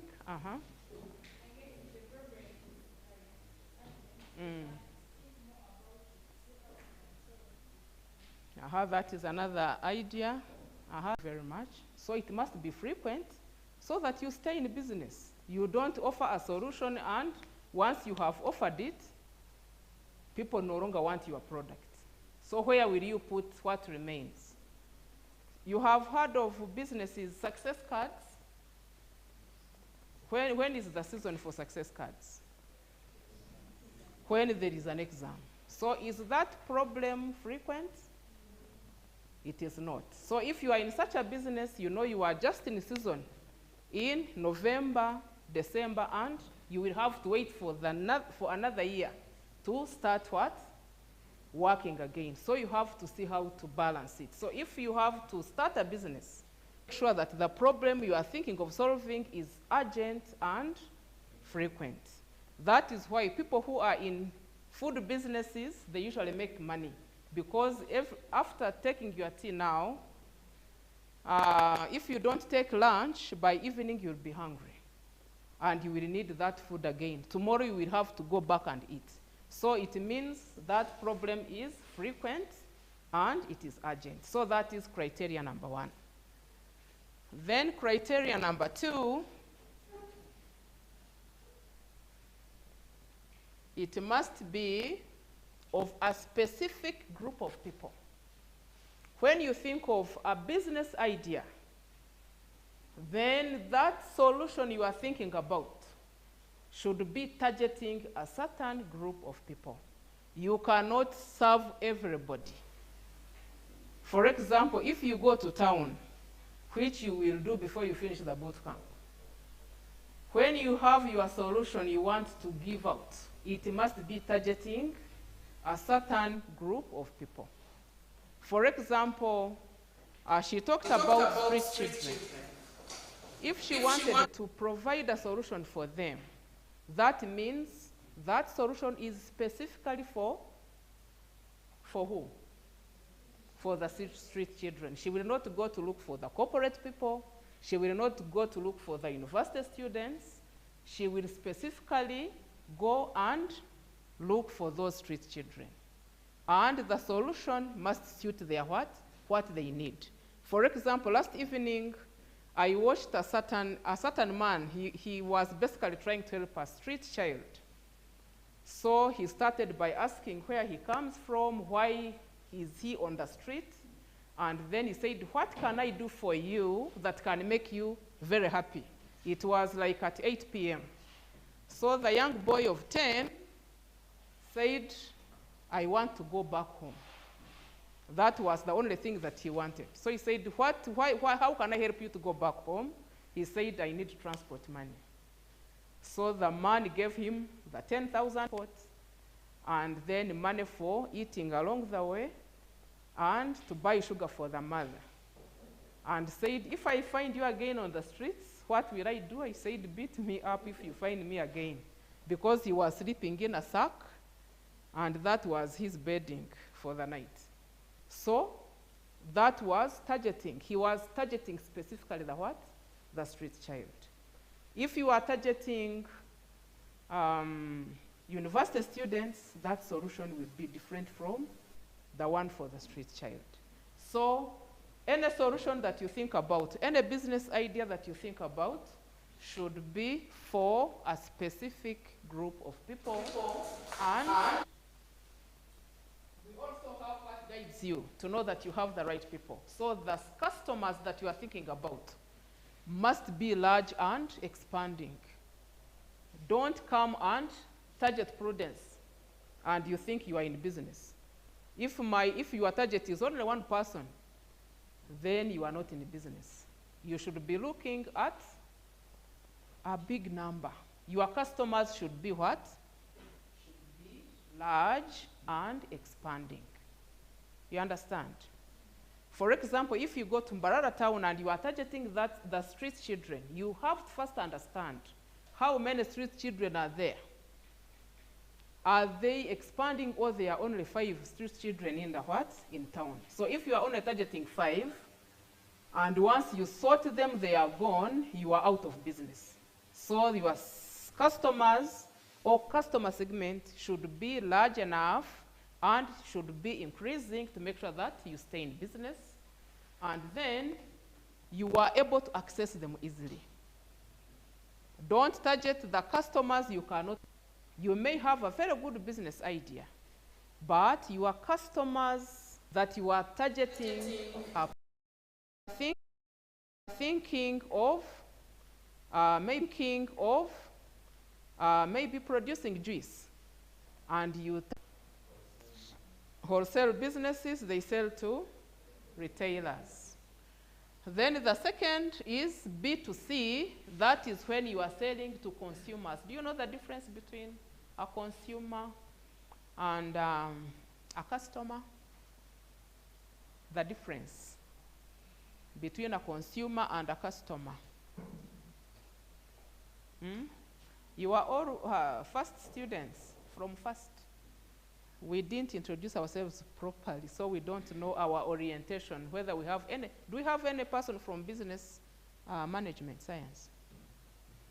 So you must have studied some business somewhere, either commerce or economics. So what is the difference between a consumer and a customer? Even if it is not her, let me not, anyone can help her products. Then you may also think about selling to the government. Have you had any business that sells to the government? For example, which business sells to the government? The people of pharmaceutical businesses, they sell to the government, and the government does the supplying. So you can have your product and you sell to the government, then the government will supply to the different users of the product. So when you are thinking of your customer segmentation, you may think about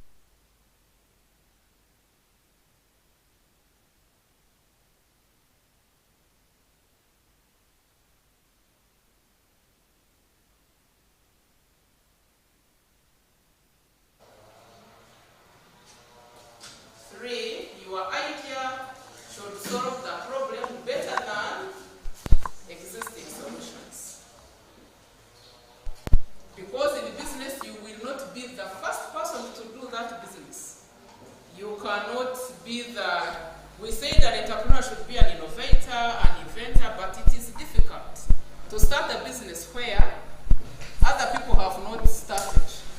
You usually start a business which is already existing, but what makes you sail through, what makes you successful is your business idea should be having what is unique from the other existing businesses, because you must be in competition. And that is what we call, that uniqueness is the unique value proposition. decision. For example, if I may ask you, the Ugandan students here, have you heard about self-border business? So self-border business, it came in the country, but we already had border businesses in the country. So what makes the difference between the normal border guys and this self-border guy? What makes the difference?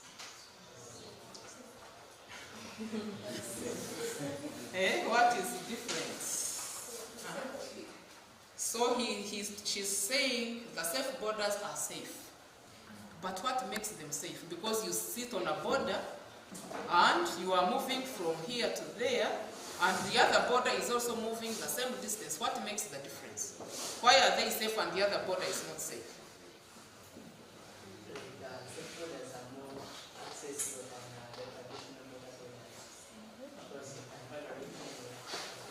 So that difference is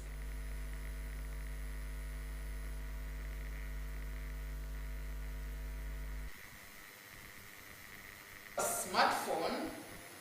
You must have that application, and once you need their service, you make the order online. You don't just meet some random border guy and you sit on the border. So you make the order online. The border guy will come and pick you and take you to where you are going, and the cost is predetermined. So there is nothing like bargaining and then you reach there and you don't. And even that safe border is being monitored by the owners of the business. So you are safe because the border is being monitored. He will not take you to a different location.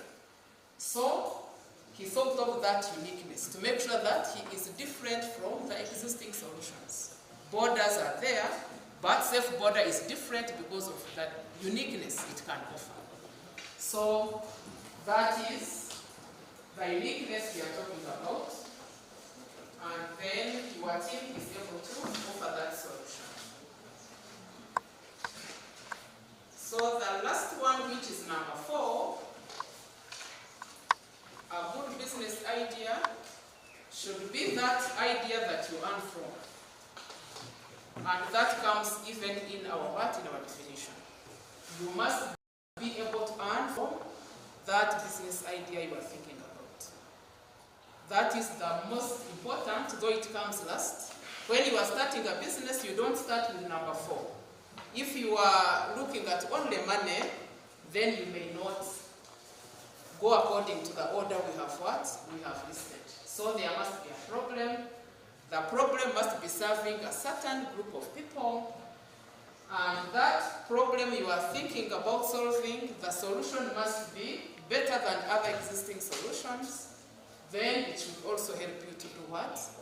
To earn some money.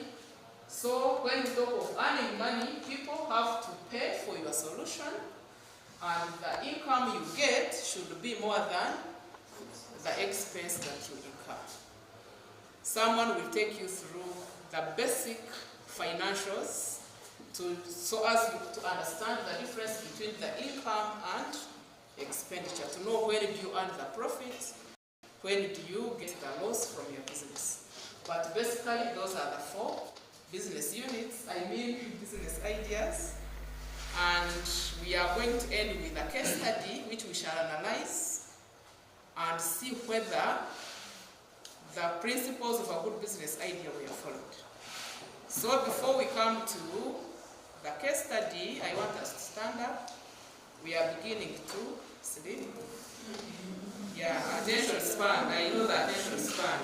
5 minutes, 10 minutes, you are what? You are sleeping. So let's stand up.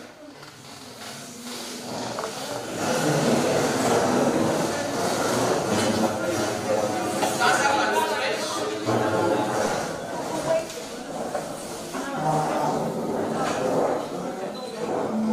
And then follow the instructions. Yeah. So when I say I get the ball, receive that ball. I get the ball.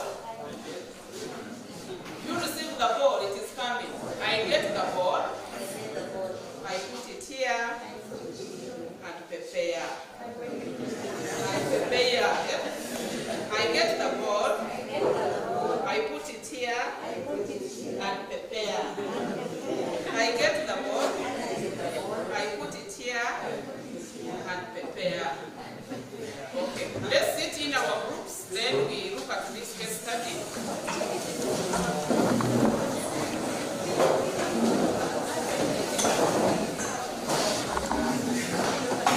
So now, you are going to look at this case study. There are only 2 questions below it. Get someone who is going to write the answers for your group and then will present to us. So read through quickly and within 15 minutes only. To read through and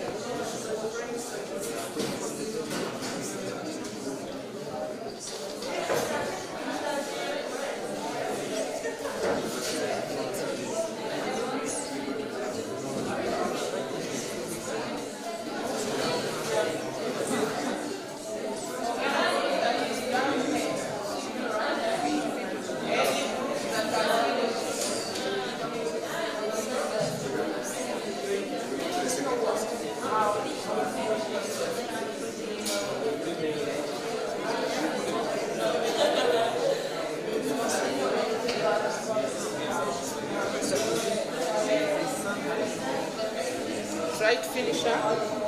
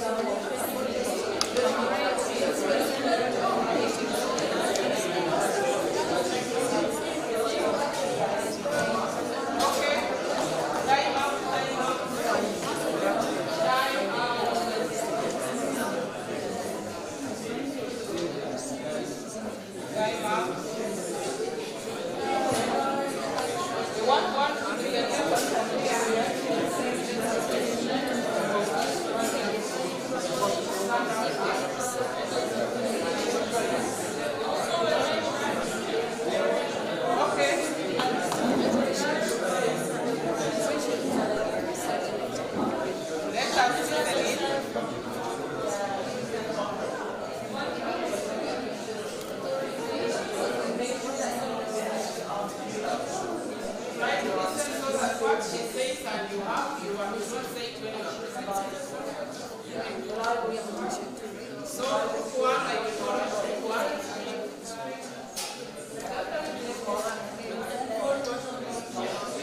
project.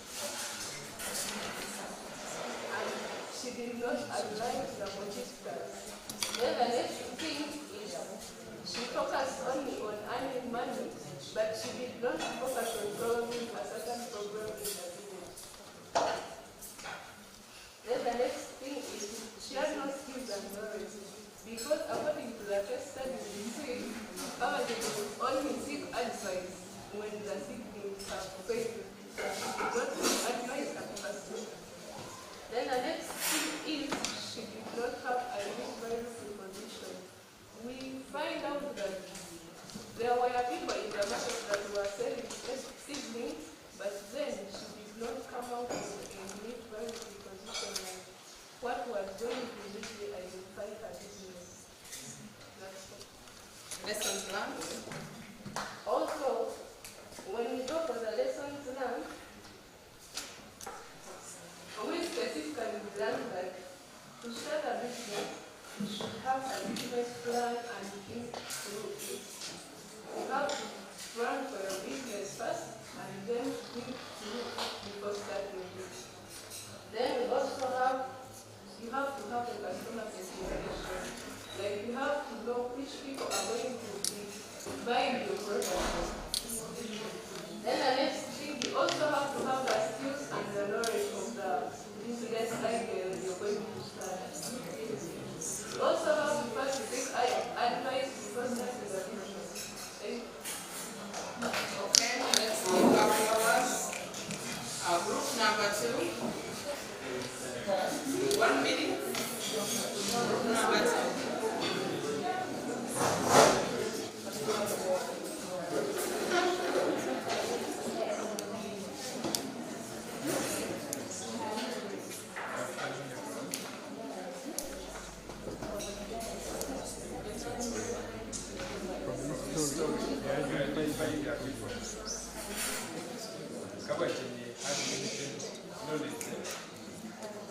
Let's not repeat anything. If they have mentioned it, you just pick out what they did. She used poor methods for bringing her siblings. She did not research.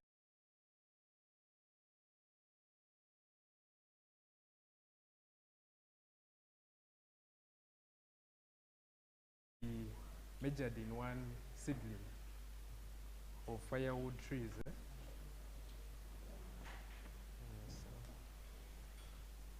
She did not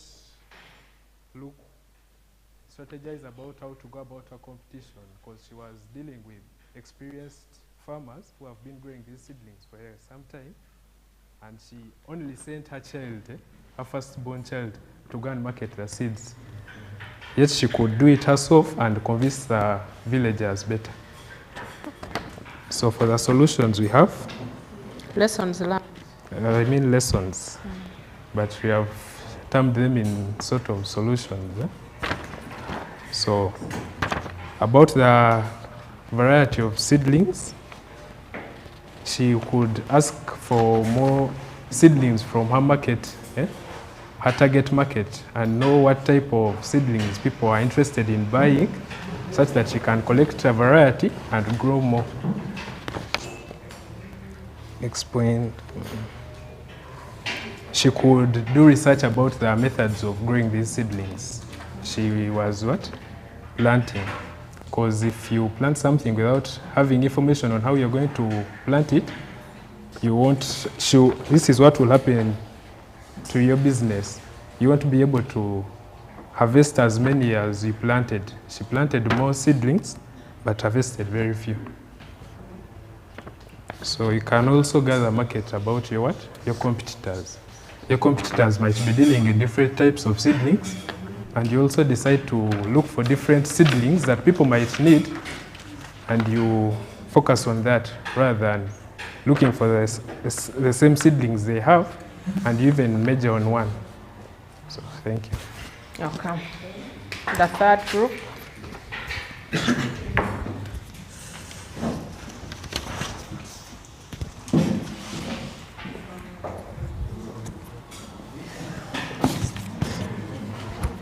Try to pick out what has not been written.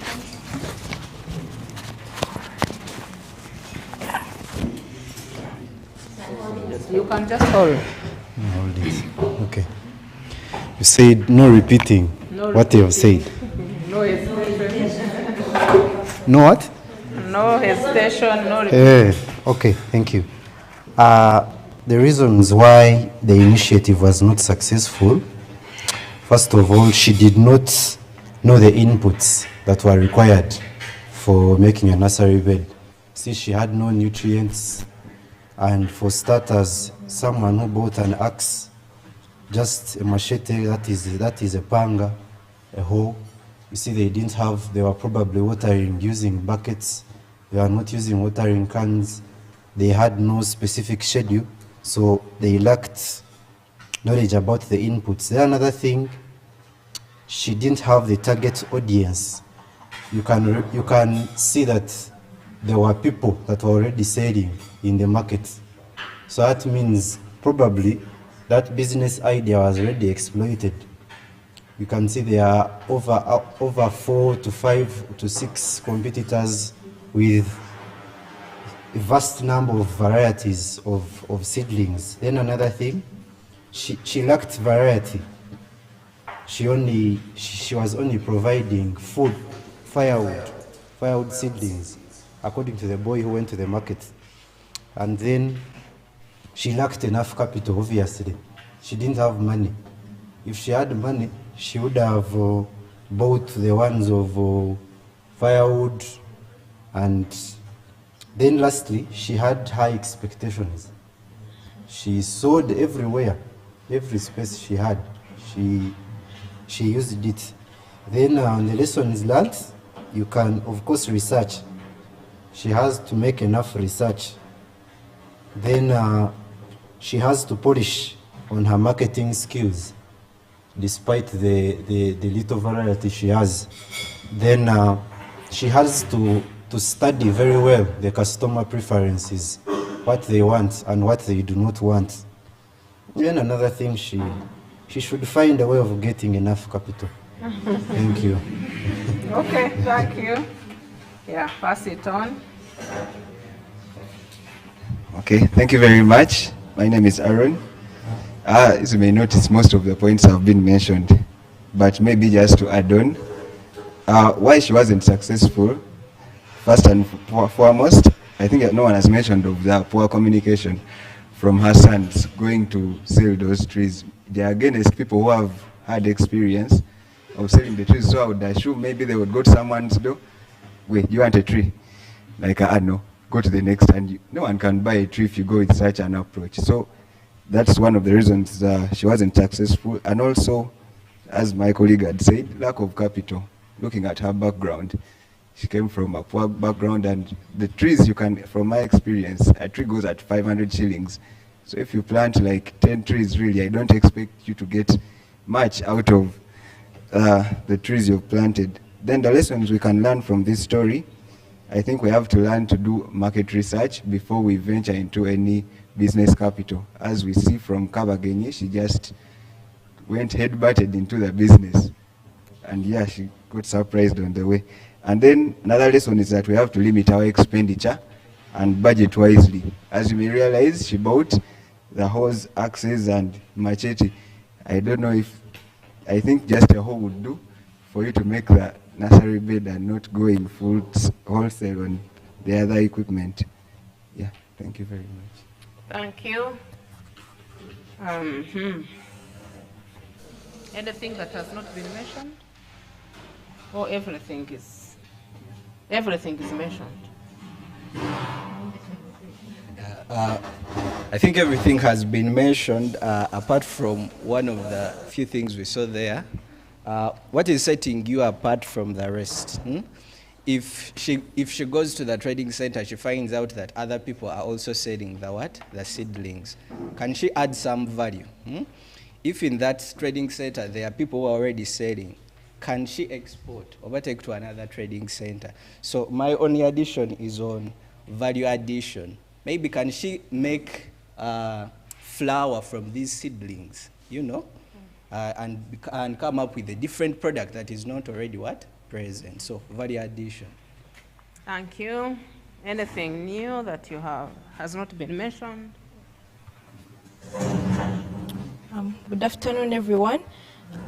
In the why her initiative wasn't successful, she went for the wrong target market, because in the story it tells us no one around her was growing these things, but instead she chose to go and sell in the trading center.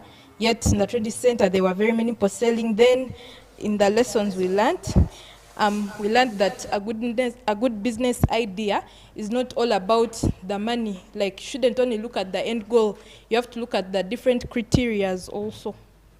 Thank you. Good afternoon, everyone. From the first one, they were asking why was Kabagenyi's initiative not successful, and our group came up with these solutions. One, her solution, her business, had no communal problem. She just, she had a personal problem, which we all do when we are starting up businesses, but she did not look at the environment, see which problem is there, so that she can find a solution for it. Then she made inappropriate market research. Yes, she went into the market, asked about seedlings, but the people she asked were the sellers, not the people who are going to consume her product. And yet she was literally asking her competitors for advice, yet that's not a good way to go about it. Then lack of knowledge about the process. It was towards the end that she finally, I think, got the wisdom or whatever to go and ask someone how the process goes, and yet there she had already lost time, she had already lost money and all the effort she had invested from the start. And then there also insufficient marketing, because now if you send your young son to go and market for you, obviously he won't be able to outcompete these people already in the market. I'm assuming these people already established, had like megaphones and had ways to call their customers to themselves, and you're sending a child to go and compete with them. So that marketing was insufficient. Then she also entered an already saturated market with no unique value proposition. Her market was already full, and she entered with nothing that was different from the people that were already there. So she entered at a greater disadvantage because those people already had their customers, and for her she did not have any, yet she was entering, offering the same services and even less. Then she took the wrong steps. I didn't know how to express this well, but in the when we are doing the design thinking, we learn that usually start from the problem. Now for her, I think she just sat at home and she's like, wow, I should plant some trees because I see seedlings around. And she didn't follow the right criteria to, generate a good business idea. Then she also had no access to the customer, and she wasn't even living about them. I think one of those, sorry, I can't see well. One of them talks about you having access to your customers and being able to access them so that you can, market better to them. But in her whole village, no one was buying or selling those trees. So the lessons we learn, look for a problem before a solution.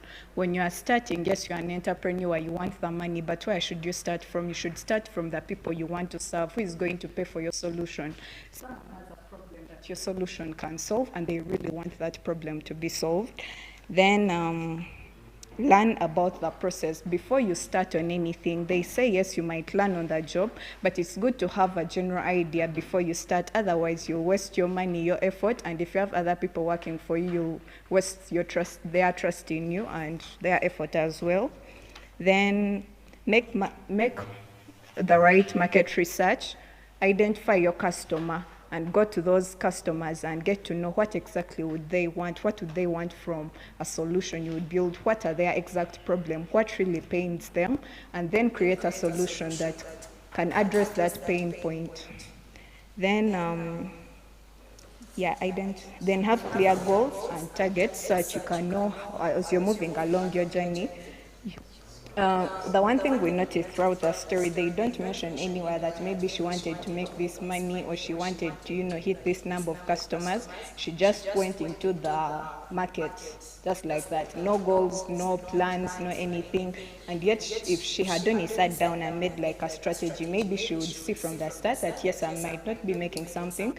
Maybe there is something wrong. When you make a strategy or you make a plan, it helps to expose some things that are wrong with your business that can make you, tell that something is not right or something is right. Thank you for your time. Okay. Anything that has not been mentioned? Hello. Yeah, good afternoon, everyone. Most of you, they are on the negative side of this lady. Good. But for me, I want to be on the positive side. Yes. First of all, they say in business you start with what you have.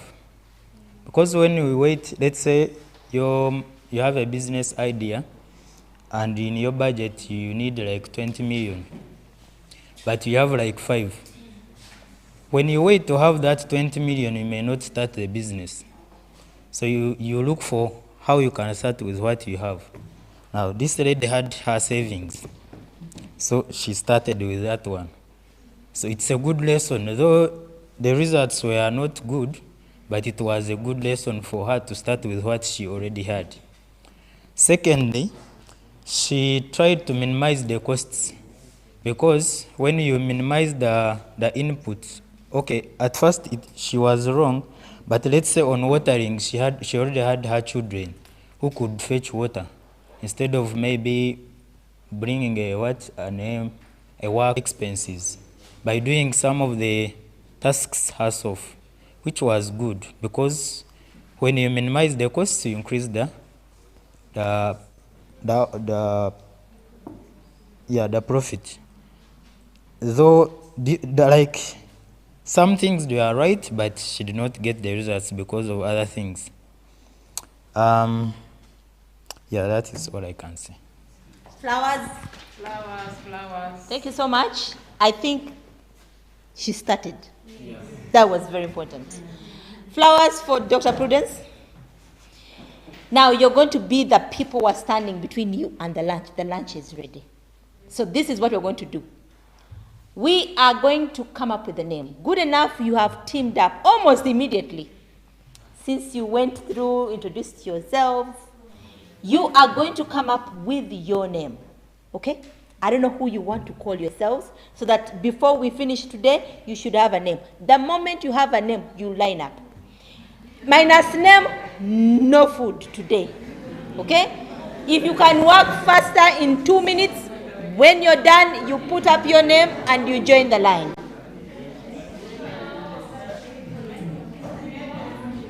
Your group name.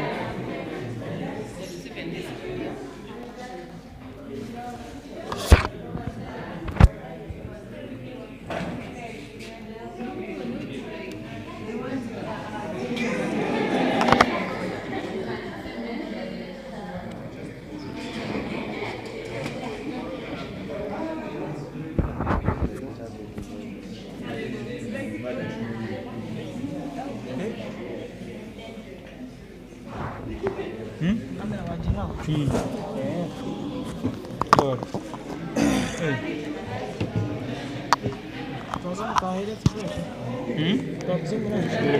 Break. Taka break. Receiver.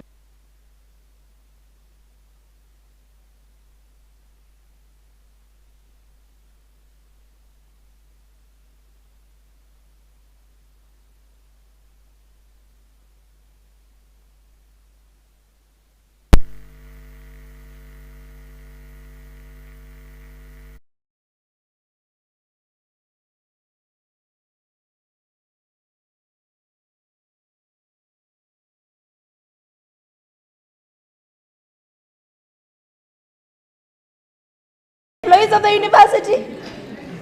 Prudence, do you steal students' things? I think we're the ones stealing. Any other frustration?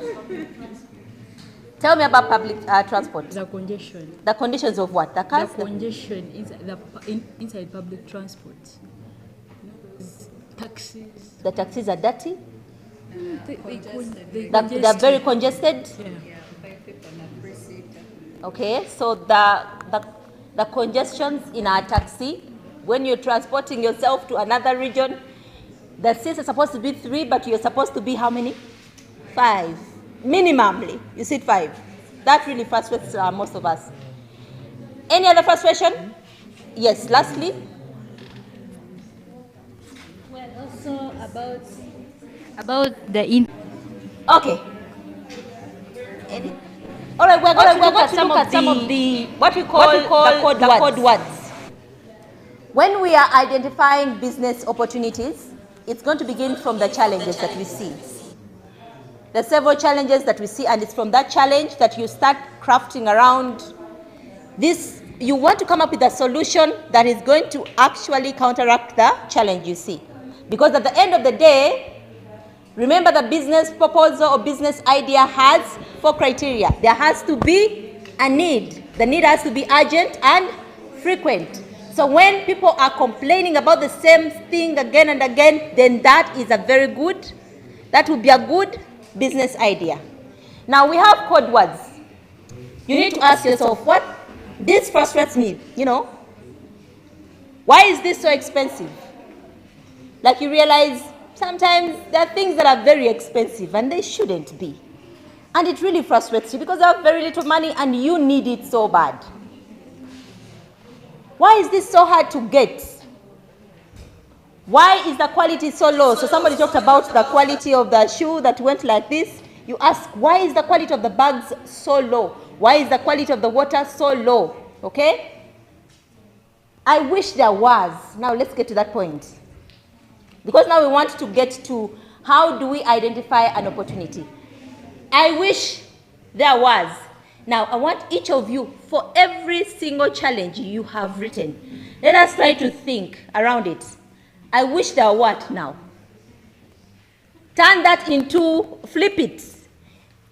For shoes that are very poor quality, turn it into a wish. You wish there was what? What was the problem? My challenge was, I was about finding a hostel when I'm coming to campus, especially in such a new place. So I wish there was a software or an app which has all hostels around the campus, the distance from campus, the buildings of the hostel, the manager, where I can easily apply and pay, and then I come and settle. Wow. I'm just going to point to what is your wish from the problem that you just mentioned. Remember the problem you have listed? Give me your wish. You wish there was what? You didn't write a problem. Did you write any problem, sir? So wish. I want you to hear. I want to hear your wish. Start wishing. What was the problem? Transport from the town campus. So you wish there was what now? Yeah, I wish there was like a school bus that would pick us I wish there was a university bus yes. that gets students from the town campus to the main campus. Yeah, I also wish so. Yes, Nyabo, you're facing this way.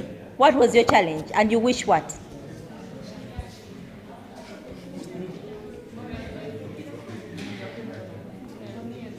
So, good afternoon to all of us. Yeah, so some time back, I got a challenge of some infection. It was, I don't recall the name, but some spots come on your face. So those spots, I got some medicine, which was traditional. They said there was no artificial medicine. So I wish there was that artificial medicine to actively work on it within a simple way. Artificial medicine, break it down. When we say artificial medicine. Sorry, something made in the lab, not just going medically tested, right? Yes. Okay, so you wish, and I think there are so many of us who wish, because we may have challenges and like the only medication we have is traditional medicine. And you're thinking, I wish there was some tested, clinically verified medication that I can use for this challenge. Thank you very much for sharing. What do you want to share? No, maybe we listen to one of the Flemish students, if they have a problem and what could be solution. So one of our students. Vote.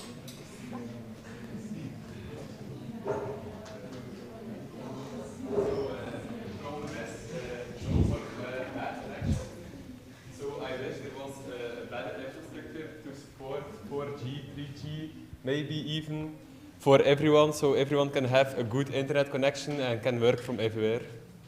That's my wish for, here. Okay. Better internet connection. We need to get that one. Ladies? Oh, yes, sir.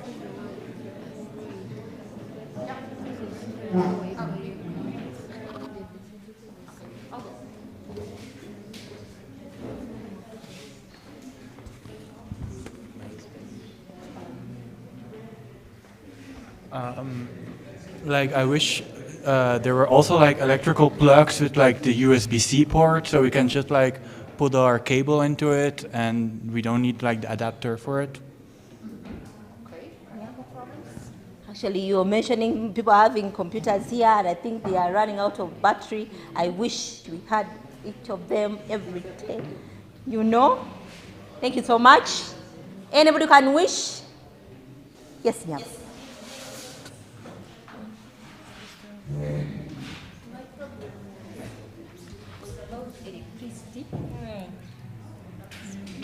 So I wish there was other sources of power, like solar or generator, that thing. I wish too. We are lucky we actually have electricity. If it goes, then we would wish that we had another source of power.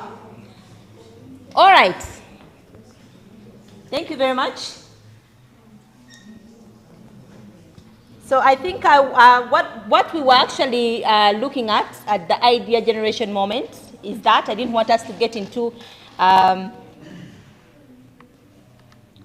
starting this exercise. So we did that. Now, this is exactly what we've been doing. Assuming you need to find nice salads in Mbarara, especially for the West students. I know you have some frustrations already. You may be thinking, I wish there was, we had carried our food. Did you enjoy the matoke? Okay, so this is all wishful thinking. You're wishing. Now, I want us to think about any complex wishes of your friends, family, or any other. Not your wish, but for a friend. Has anybody ever told you something and you're like, I think we need to think through this? Yeah? Try to imagine this. Assume a friend bought a new TV, and when he went at home, it didn't work, and there is no guarantee. I want you to imagine Try to fit in the shoes of your friend, how frustrating this can be. And somebody mentioned quality. This is real, at least in our society. I don't know, maybe the Belgians, this does not often happen. But yes, it happens. You take the TV home and the TV cannot speak. Yeah, it can be very frustrating. Try to imagine you're buying items which are only in Kampala and sending them to Mbarara is very expensive. There are some products that are only in Kampala because Kampala is the hub of Uganda. And so if you've been to Mbarara and you don't find something, that can be very frustrating. You may want to wish, I wish this was in Mbarara. Okay? Now, we want to get to, at what point do we get to realize an opportunity? When do we get to realize an opportunity and say, okay, I think that is a business opportunity? Yes? So for all these wishes that we've been looking at, when you get another friend who is complaining about this TV not working or having no sound, and then the neighbor says the same thing, then that should spark something, some conversation in your mind. That is going to get you thinking, oh my God, there is a problem here. These TVs do not work. I think I need to go to maybe Kampala. I need to start researching to find somebody else who gives the, this service, maybe in Nairobi, so that I get these laptops or these TVs and I bring them to Mbarara. Okay, who else? Yes, Nyabo. Sorry? Yes. Scarcity. Can we think about things that are scarce in Mbarara? Anybody can think of something you think, we don't have enough of this. Let me start way here. Okay. Yes.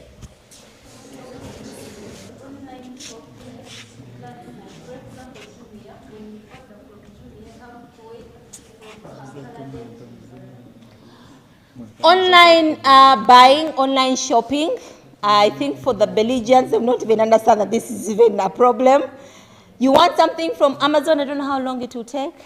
When you want something from Jumia or Gigi, how long does it take to get here? A week or two? Okay, so it's coming from Kampala to here, it may take much, much longer. And at times you really need it immediately, okay? So scarcity, yes. Rita, you had something?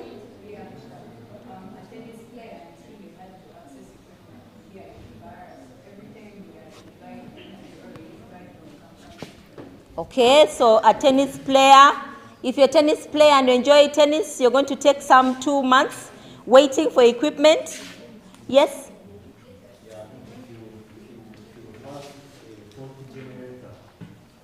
A faulty generator. Yeah, these generators generate power. Yes. It is very hard to get either you want the diesel filter or a petrol filter, anything like a filter or the belts. Those parts, it is very hard to get them around Mbarara. Okay, so you have to order them from where? Of course, it has to be Kampala. Has to be Kampala. You can't order them from Uganda. The beauty of living in an upcountry spaces is that we have enough food, but things like this, yeah, we kind of struggle. Anybody else wants to share what is in scarcity and you think, only I need to get this from Kampala?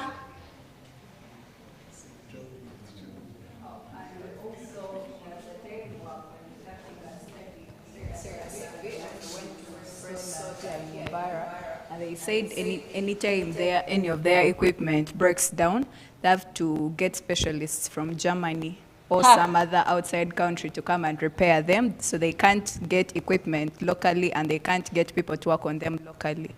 So there is scarcity of experts in this area.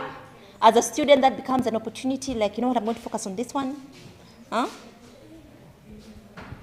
Okay.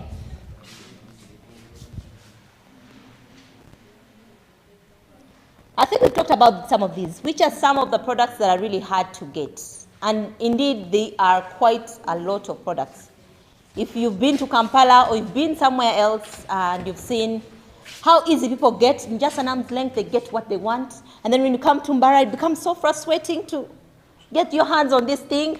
Yeah, it can be very frustrating. But I want you to keep thinking about some of these products.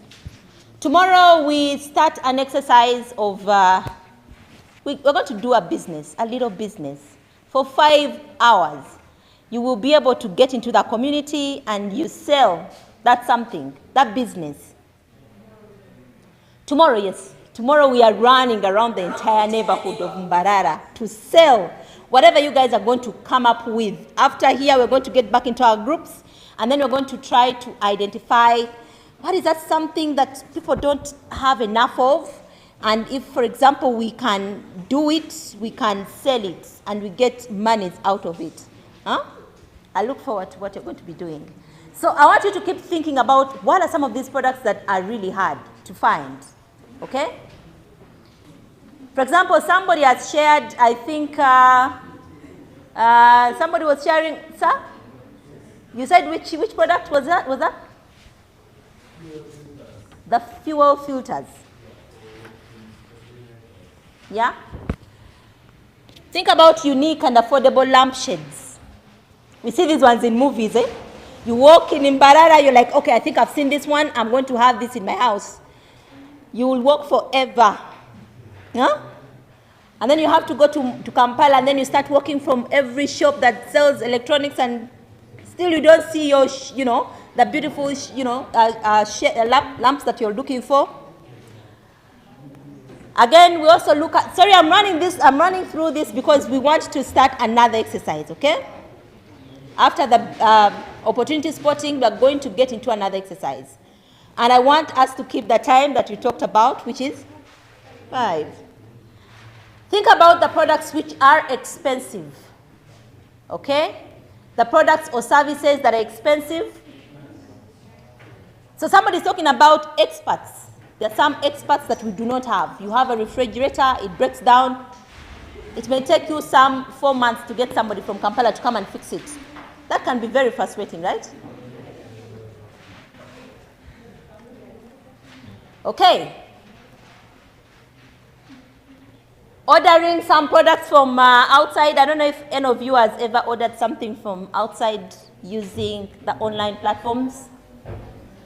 Has anybody used these platforms? Ugandan students? Please share your story. When did it start? How long did it take you to get your hands on them?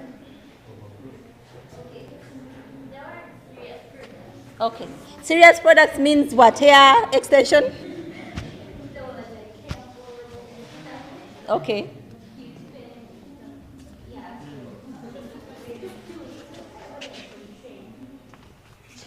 Okay, 2 weeks. 2 weeks is not so bad, is it?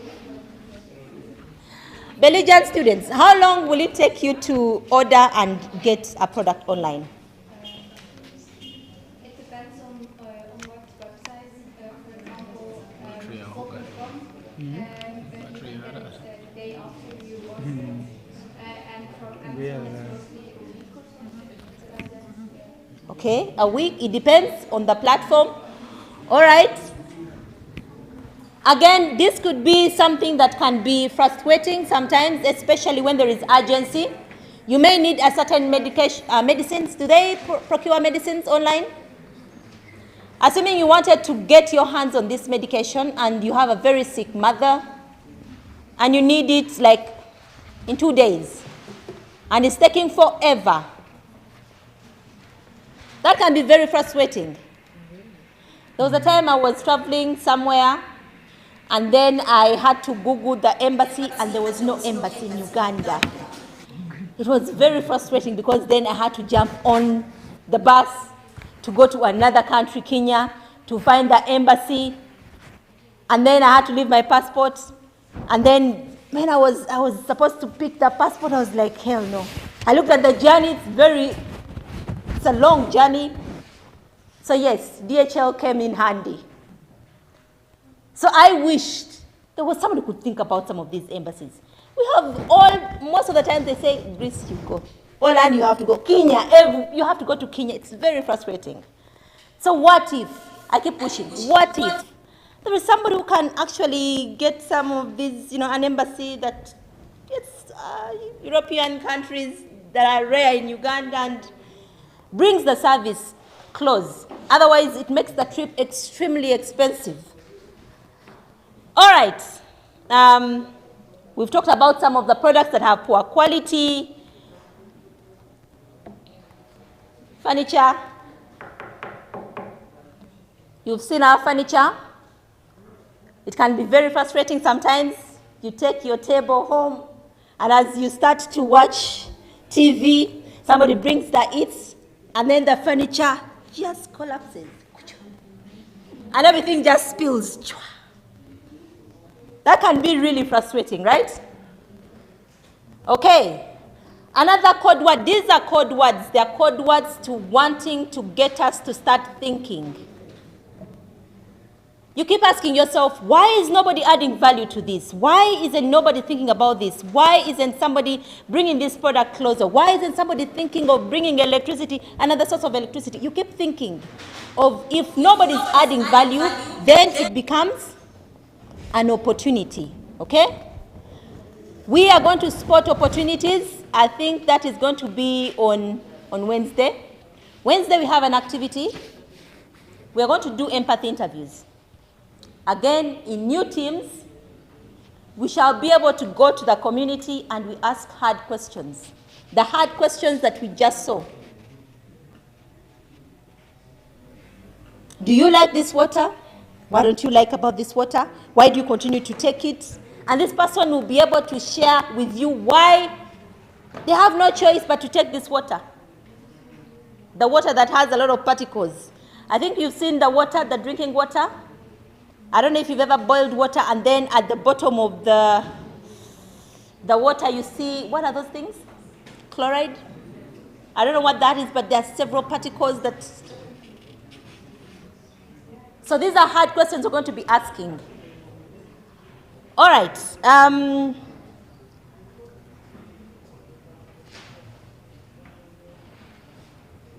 So there is a problem. For example, we may see a lot of farmers that have a lot of tomatoes. And everyone is thinking of turning them into tomato paste. But like we saw Kabagenyi, who had, she lacked a value proposition. She went into the community, didn't have a value proposition. We need to be thinking of beyond the tomato paste. If all you're thinking is what others have done, and nothing differentiates you from what others have done, then you're going to go and you meet competition. There's no value. You're adding. And then what happens? You turn out to be Kabagenyi. All right, let's do this exercise very fast. We're going to remain in our groups, okay? And we are going to do, Miriam, do you have flip charts? Okay, we're going to get a flip chart and we're going to get a marker, each of us. These are some of the things we're going to be looking at. What frustrates you and why? What products or services do you usually spend money on? What services don't meet your expectations and why? Are there any products or services you miss in Mbarara? Now we have briefly been teasing you on some of these things, so it's going to take only 5 minutes, okay? Only 5 minutes and each team is going to share. Hello? So in 5 minutes, you are going to interview each other this time, okay? Talk to each other, ask what frustrates you. What frustrates you with the hair pieces? For some of you are putting those pieces on. I've seen some of you scratching. What is frustrating you? Share your insights.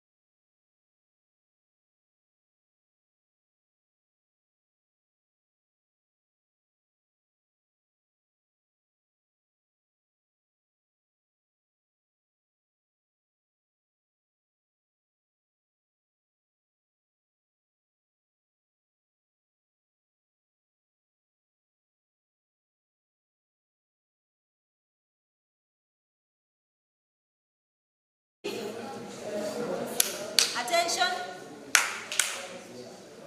We never get to understand people's problems if we ask them just simply what frustrates you and they say, I don't like this laptop. We need to ask why. So it was the issue of can we push for those questions, those deeper, unarticulated whys of why is this thing frustrating? We're going to begin from there. Unfortunately, you're closer to us. I need to get the two individuals pitching together in 2 minutes. So let me give you 1 minute to organize your conversation. How you're going to come here and pitch to us what you've done.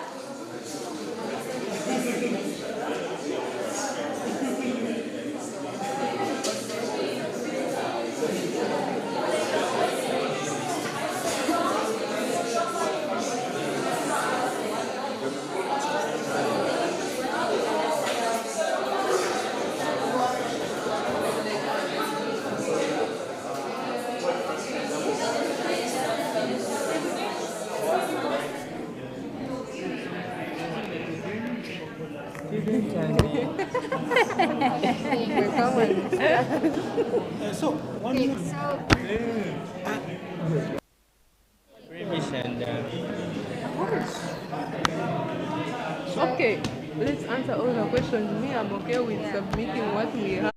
Frustration is A boy and a girl. They say they need the boy and the girl. and it is a frustration because it wastes time. Okay, like our frustration is delaying food delivery almost everywhere. For example, you In go a in hotel, a in a restaurant, they restaurant, have in many a customers, cafe, they have even people. online food platforms, they even take time to deliver. Another one is what do we spend money on? Food transport. What is this? Snacks? Snacks. You're Make sure you going to explain talk to about us. the other question. Those Yes, questions. each of you is going to, as a team, you're going to go as a team, and the biggest lesson is even just standing here and smiling is a Who is lesson. going up there? You're going to come here. Sorry? You're coming here, yes. Who? No, only two. You and another person. And the last question is not answered. I think I will defer. We didn't answer the last question.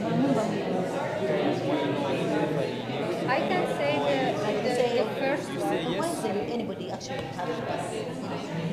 But all this leads to the same thing. Business idea, opportunity spotting. So you just need to take on one thing, okay? You don't have to answer all of them. All of them. We just take on only like one question. One question, but be deep. The first one. Like for example, maybe there were no bags. Why is it frustrating? The bags are very small. The bags are, One question. So, the first question, then you go deep. Okay, it's fine. Your team one. One. No. Team name. Brainwaves.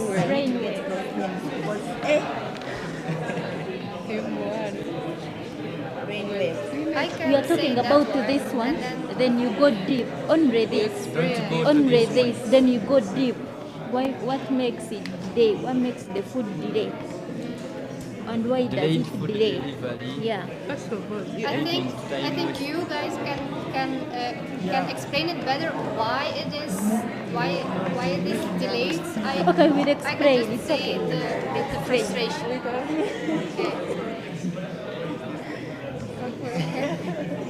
Kun je dan stress van? Dat is niet goed. Geef dan Okay.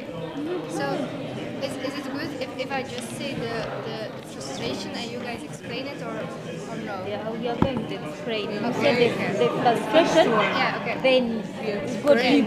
Okay, so I will do the first one and then you No, guys will. we are talking only We just- this. We are not talking this. We Diving need into the already this. the first one. We need the frustration, then dive into I think this one can give the frustration. No, you then give the another one frustration, explain. then another one explains. Yeah. So I will just say this. Yeah, then someone goes deep into it. And someone will explain. I don't know who is coming up with me. We are going Okay. together. Okay. Mungapri.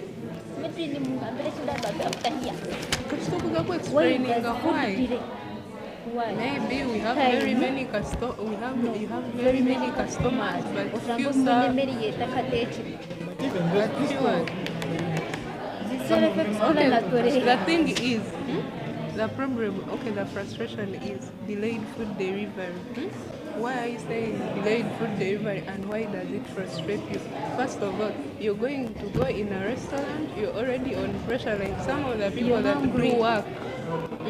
They are timed, they have to do their work very early. Like you're supposed to be having food at 1:30, but they are delivering you food at 1:40. So it means you've already wasted You've lost appetite. You've already lost the time that you are supposed to be taking the food in. And then the next thing, then the food delivery stuff is done. Then you also explain them why. Effective delivery systems. Yeah, it has an app. Then we have like inefficient delivery systems or serving teams. Even on the serving teams, there is also like poor customer care handling. Poor Even as customer someone is serving you something, but with Why a does face. it frustrate you? Those are the reasons why it frustrates And you order for something, even if it's like there at home or whatever, you put it there, you order, you first sit for like 10 minutes. 10 minutes. Even if you're going to take it away, you have to stand there, you wait for this one, this. And even there is a thing of competition. Like you've come very many, they serve this one, they serve this one.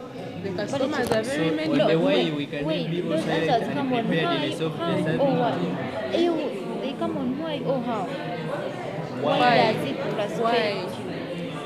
Why does it frustrate you? It frustrates you because it wastes time. Wasting time. Wasting time Rescheduling because you your can loss do of something appetite. else. I will say that. That's okay. Then she may ask what like you wish. You wish that people were speedy. So I wish. The people were speedy. the instructions are not clear. I think if you want to be very clear, ask for clarification from because the instructions on this. But the thing is very direct. So you just go into it that shallow way. We go.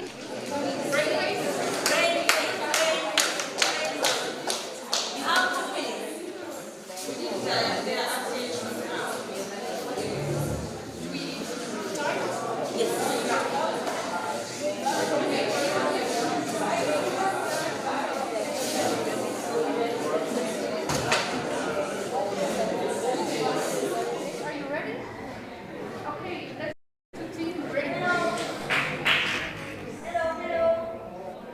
Can we all turn, conversations, discussions? Can we turn and hear the brain waves? Okay, go ahead. Okay. Hello. Our frustration is delayed food delivery, and it is our frustration because it wastes time. Yeah, our frustration, as she said, it's about delayed food delivery, in restaurants, hotels, or online food platforms. When you order for your food, it takes time. Even when you're in a restaurant and you have gone to eat, you find there are many customers, many orders, and they work on this one, until your time reaches. So that one frustrates you. And at the end of it all, you lose appetite, you waste time because you go there having 30 minutes or supper or breakfast, but in 30 minutes you have wasted, let's say, 10 minutes seated while waiting for all customers to be worked on, then to you last. Wastage of time, loss of appetite. You can lose appetite. And at the end of it all, you get poor food when either salt is not there or something wrong with the food. Make a wish. Make a wish. Say what? Tell us. So I wish there were some hotels have robots. If you order for food, they tell a robot, go and serve the other one. Instead of sitting, you wait and you lose appetite.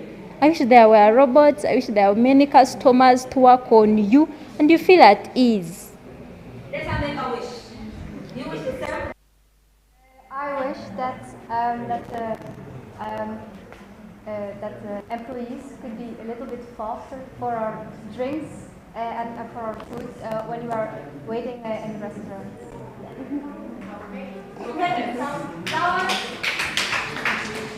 Thank you.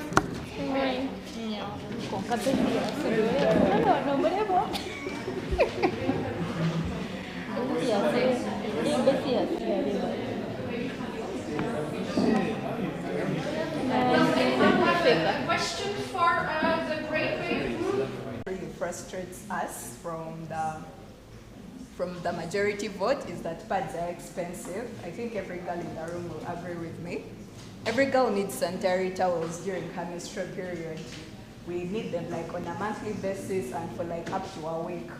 But then you find the price, okay, if you're just buying maybe one packet of pads may not seem like a lot, but when you have to keep incurring that expense over a long time, or sometimes some of us have like... No. Then we go to a Belgian name, Verkoopsteam. Two students from Verkoopsteam. I don't know where they are. Verkoopsteam. Ah, okay. I thought they disappeared.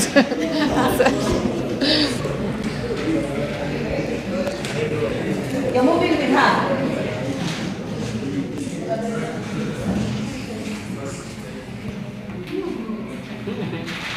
It is one from Mbarara and one from Howes.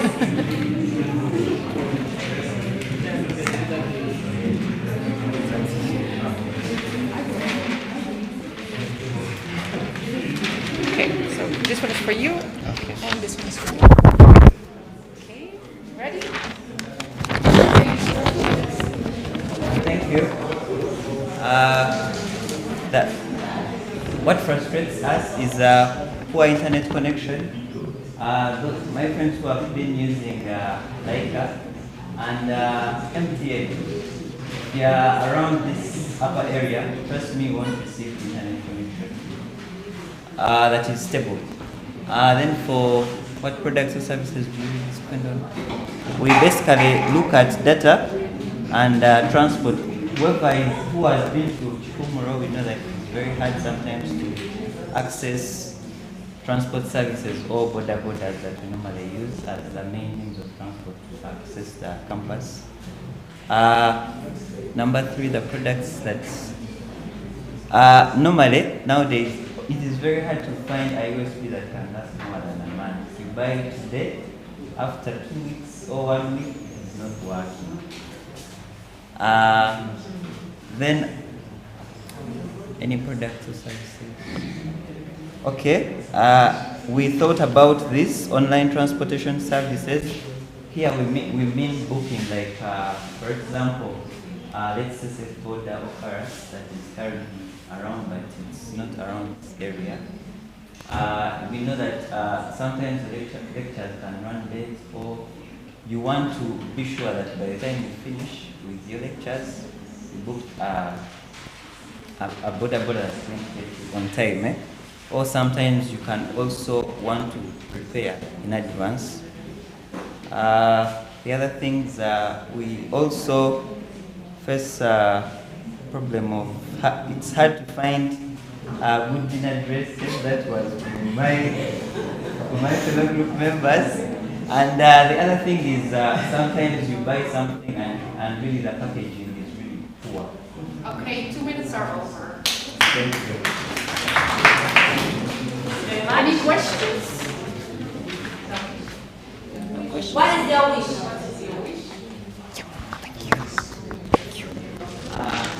Maybe we should have better transport. Okay, thank you. Team Ekra.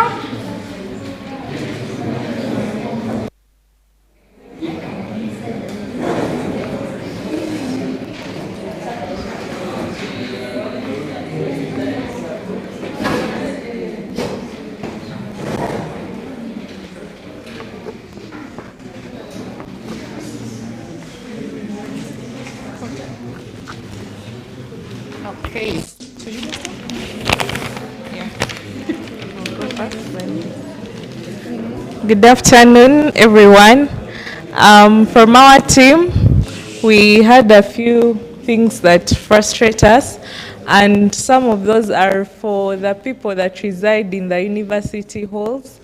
There is usually a shortage of water, which is frustrating because at times we have to move to other places to get water, which is time consuming and not safe sometimes because we have to go to the farm down there just to access water. The other thing that frustrates us as people who stay in the halls is having one restaurant for food. So sometimes there isn't a variety, or you will just have to eat what is available, or sometimes food will get done. And who wants to stay hungry? Yeah.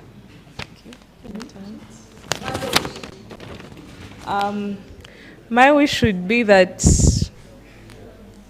if we could only have another restaurant in Hall. Yeah. Just to have some more variety from food, for food, would be nice. Yeah, your turn. Hello. They could, yeah. Okay.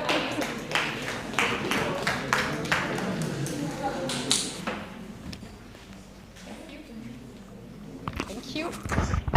Then a difficult name to pronounce, Boo or Bu, I don't know. It's,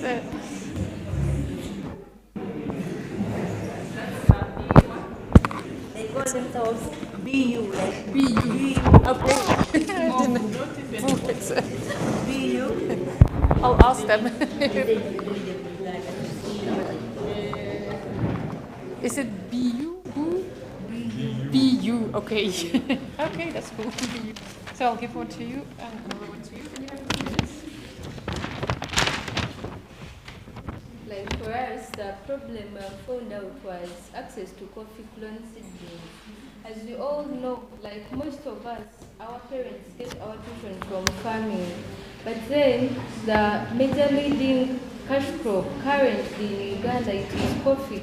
But then when you calculate one clone of coffee, it is 3,000. Then you imagine if my father has an hectare of land, 1 hectare of land accommodates 1,000 clones. Now calculate each clone at 3K. That means my father is going to invest 3 million only on clones, not even hiring the laborers and that note. So the thing turns out to be expensive, yet the clones were easily available for all people to use. It would be much cheaper. Then, number 2, what products and services do you usually spend money on? I've already explained this. It is about coffee clone seedlings. That's where they invest, and even after investing, the thing that fluctuates the most, like after you invest, you even find out that the seedlings you have bought, they themselves after two years, the things you bought 3 million, already it is wilting, like having a lot of diseases. So you have to uproot and start afresh. Number 3, what products like don't meet my expectations? The products we have found as a group, found these coffee clones are not meeting the expectations of the farmers. But even most farmers trying to start up a coffee breeding center, of which they have also not started. So the farmers have to invest much in even transporting, as you all know, seedlings are too delicate. In case of any mistake, that means you're off. So you count the transport, and even the clones, they themselves are too expensive. Number 4, the products, any company, like the thing that we have thought of, most campus, we don't have a coffee hub, of which universities like Victoria University, those people have a coffee hub, and the students, they themselves are getting employment out of it. Like if you don't have tuition, you can go work in that hub, get some money, pay the tuition. But then most as a community, we don't have a coffee hub. Okay. Number 5. 2 minutes are over. Thank you very much. Okay, next group, flour. Flour. Love.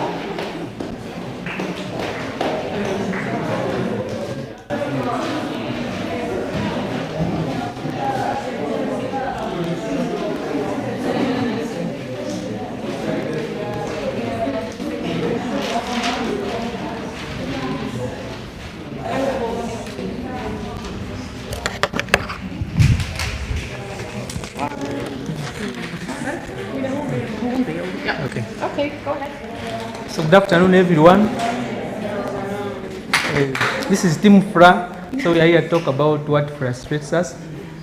First of all, the cost of internet. For example, here in Uganda, you know, like for us university students, we tend to use a lot of data, and it is really very expensive to buy it. Sometimes we don't be having enough money to purchase the data. Then also transport to university. We gave an example was, for example, students from who study from here in KIHUMURO, they tend to face challenges with the transport. Sometimes borders are hostile, sometimes they are not accessible, so it becomes hard for them. Then also cost of food.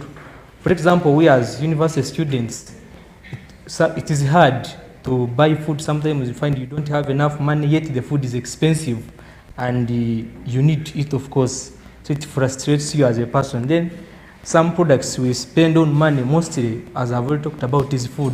As university students, you want to eat, so you tend to spend much money on food. And of course, transport, as you are traveling from your hostel to campus. Some of us stay in further areas, so you spend much money on transport. Then products that do not meet our expectations. I want to talk about on this point, quality of food. You know, we have campus, we have hostels, and with some food hubs. You find the food is expensive, but it is not worth its quality. Then some of the things we miss here in Mbarara. Our friend talked about the internet. She said there in Belgium, the internet is very strong, quick, but here in Mbarara it is a bit missing, a bit lacking. Then other things that we miss. Then other things that we miss around here in Mbarara, fast foods. Fast foods, you know, like these safe borders where you can easily order and they bring you food. But here in Mbarara, we really miss them. 2 minutes are over.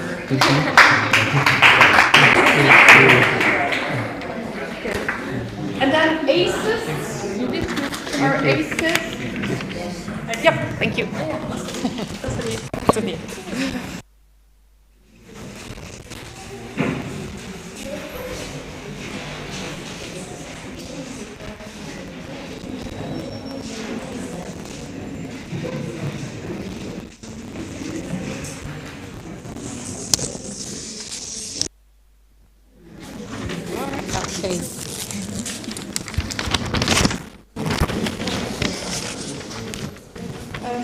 So first we have the internet. In Uganda we have like everywhere internet, but we don't have everywhere Wi-Fi, and that's a problem here. That was the first product or service that we spend money on, but that is also a frustration. We have Zoom and Google Meet. Like you find maybe you're having a lecture, it is online, maybe you're at your hostel and you have to attend to that lecture, and you find maybe you're not having money, or like though you're having your own internet data is on, but maybe you find like internet is very low, very slow. So like maybe you're not having data, you can't attend that physical, like that online lecture, and maybe you find like maybe you're spending a lot of money on it, yet you're also a student, you don't have enough money to attend to those online lectures. Yeah. Then we have the transport and food. These are also money on in daily life, because we need. These are things that we actually need to get to be alive. Yeah. So the last one is medical services. Mostly we have these referrals, these government-aided hospitals. You go there, knowing that maybe they will give you all medication and you get medicine for free. But at the end, you find that they are charging you money for medicine, for all the things they did in the lab, testing, everything, every medication. Then you find at the end of it all, they are charging you a lot of money of which you never expected to pay. Yeah.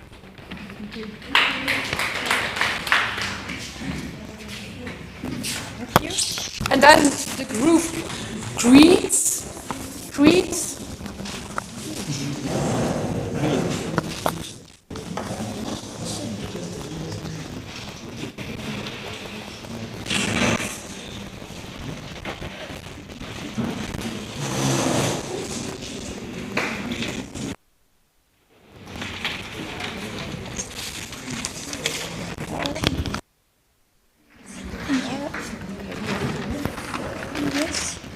Yes.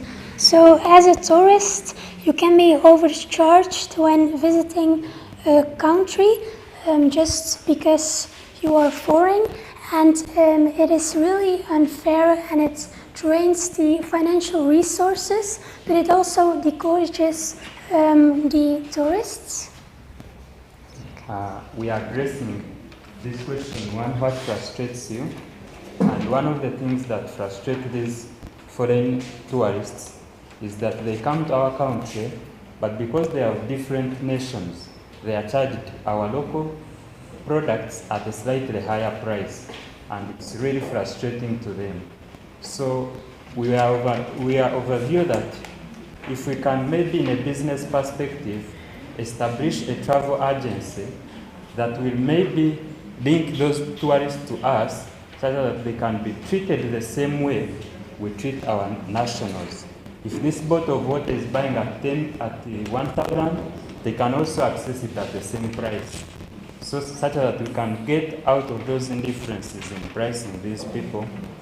So we had established that, after establishing that travel agency, it will maybe link those tourists to come and support our products we have. And maybe the same way, it will be either way. It will be either way. If we have these local primary schools or secondary schools that they want to visit abroad in educational tours, they can go through us and do the same job when they reach abroad. And we can also, in our farm, enter with these local products, the cultural hats, sticks and wares. We can also sell them at a bigger price so that we can trade our nation and build our, represent our country abroad. Okay, thank you. And we still have one last group, Eagles.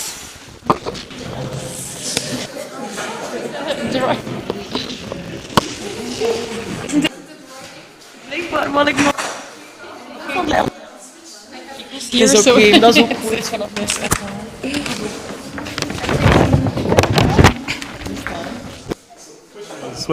What frustrates you and why? So to us, it's the customer care services. The big companies, say MTN, Airtel, UEDCL, Coca-Cola. If you call those people with your complaint about their services, they will just put for you some funny music, and after like a period of 8 minutes, they won't give you a response, they will hang on you. Other than that, the women at usually at like MTN mobile centers, they feel so entitled and proud. Yeah, so that's the problem.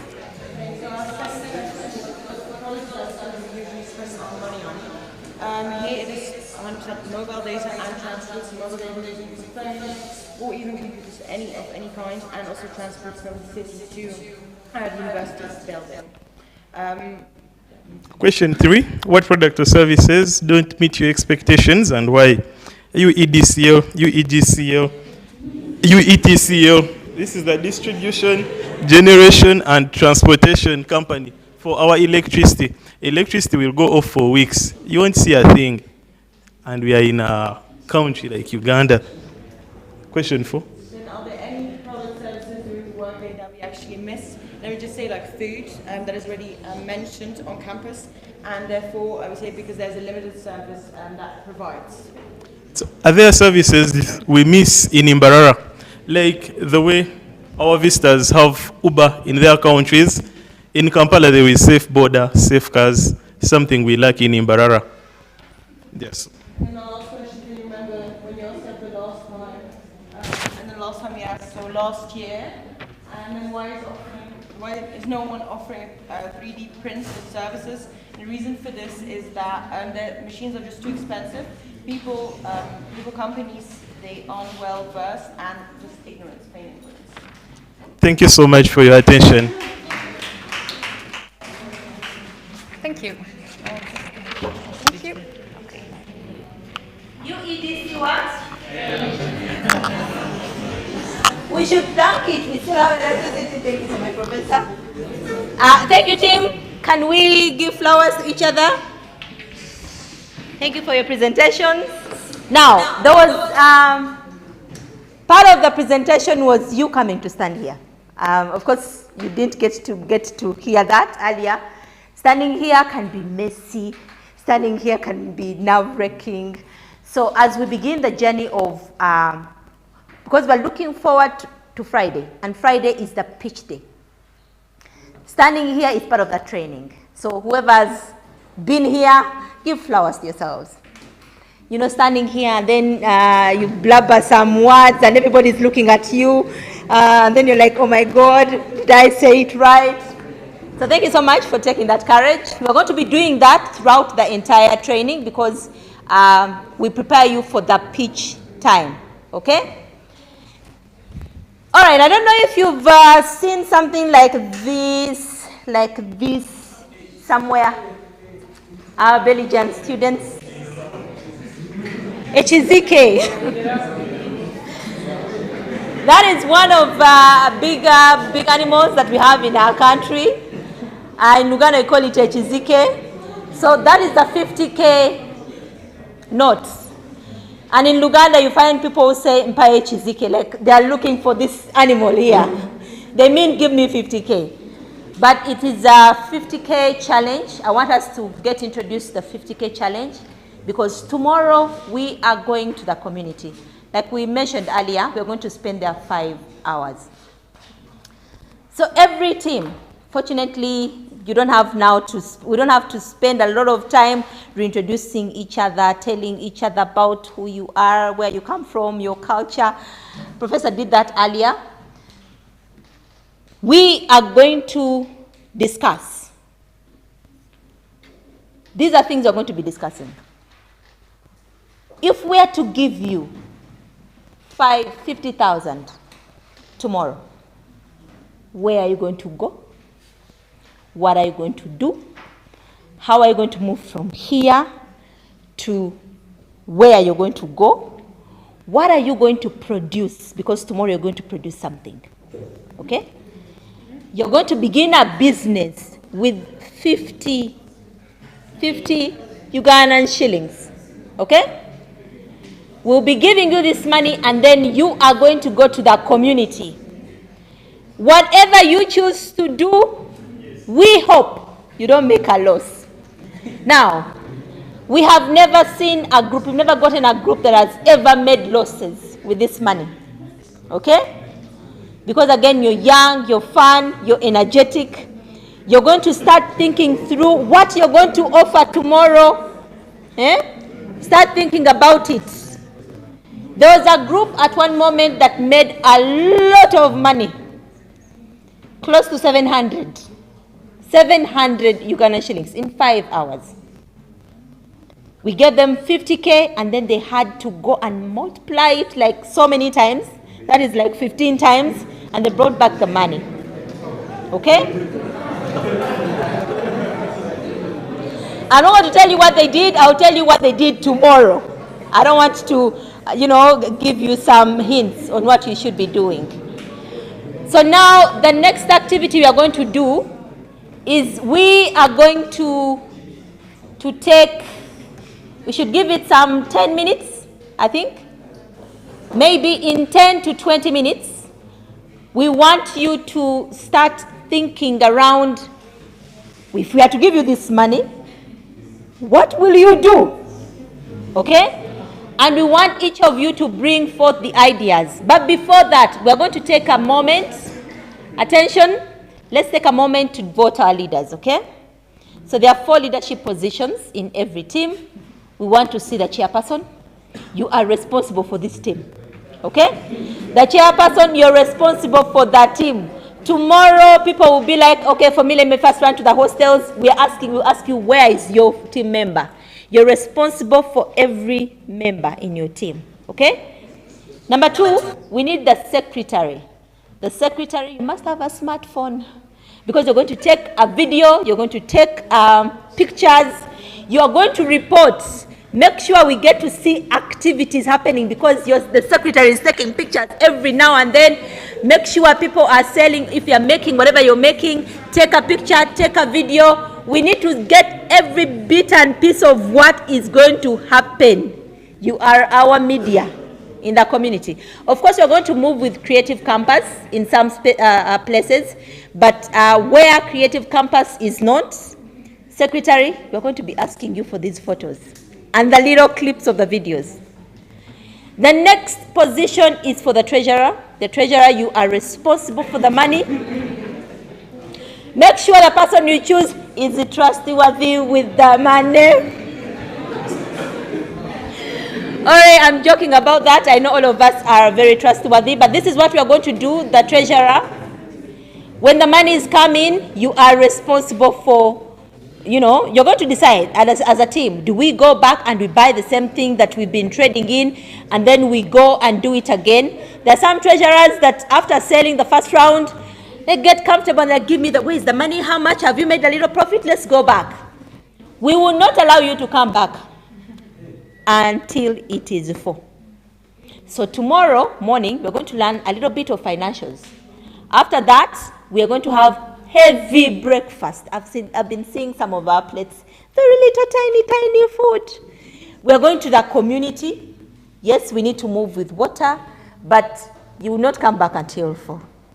So that means when we serve our big mid-lunch, please make sure you eat enough because there's going to be a lot of walking and sometimes it can be very hot, okay? But we look forward to hearing all the challenges that you'll find.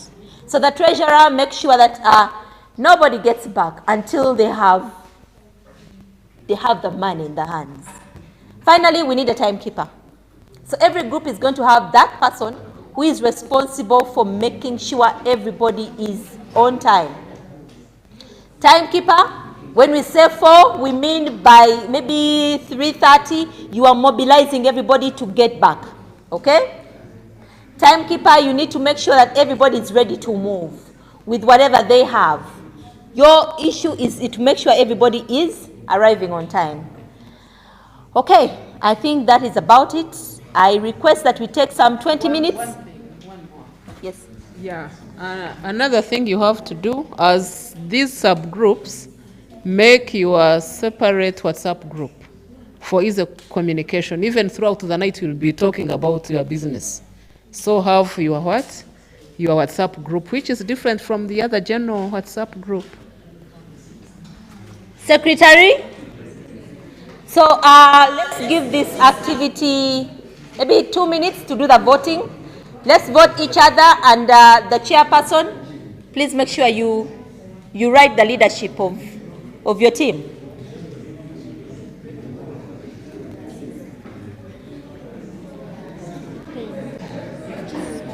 Yes. This is the last assignment. Yes. This is the last text to drive. Yes. So roughly 30 to 30 minutes. We should be ready. Sorry, no, he has a pen. You took it. I did. I'm so sorry. I'm so sorry, dear.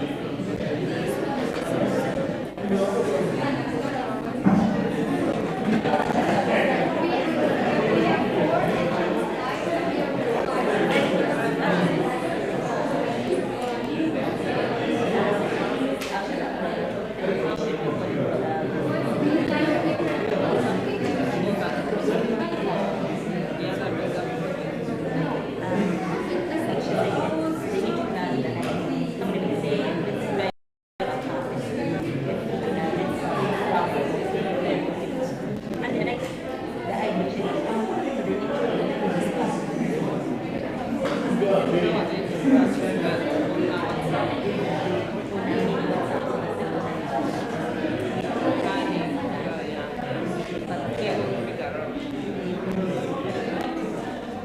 the other big people made business, I feel that it can be done. You know, these big people, the way they were running up and down with trees.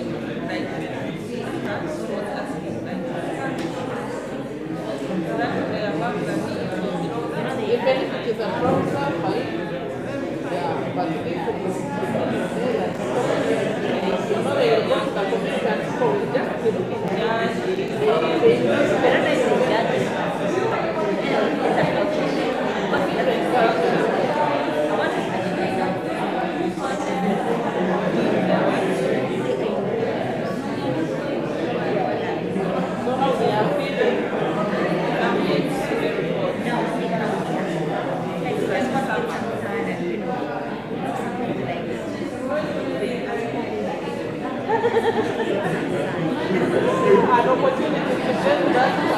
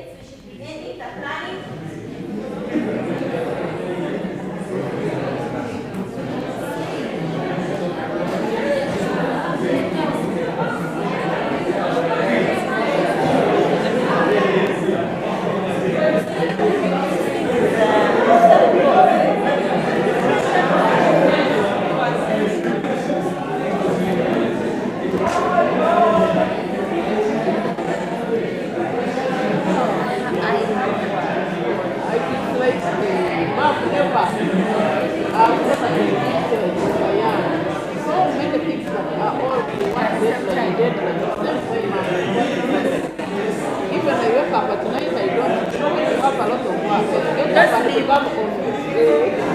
I woke up and I said, no, I can't sit on my computer. I slept through again. I woke up again to one. I don't know what is happening. I have today I was writing the activities. What you have to do. And this is all about it. So now I need to go at night and work on it. And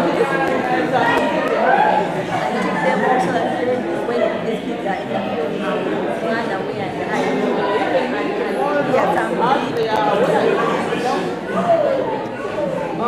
My favorite things I take them home.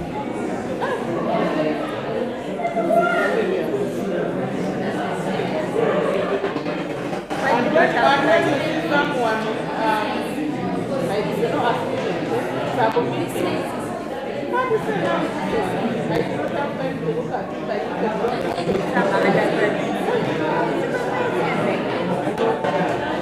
So then, in the next 20 minutes, we should be done. I should be. Yes.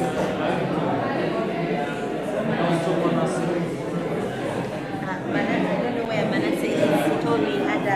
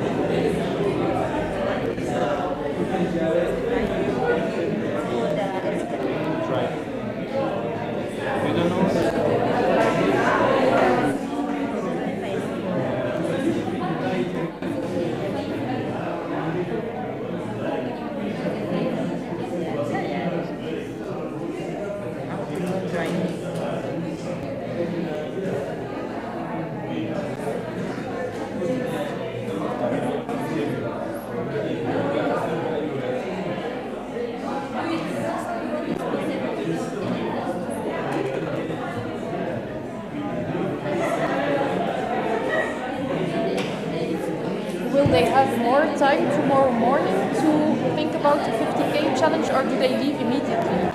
Right now, once they're done this day. And then tomorrow morning they come here and they leave for the city.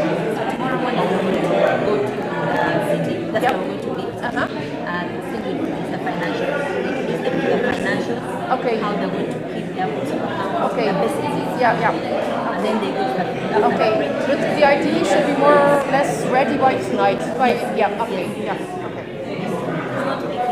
I'm getting in touch with the No, it's fine.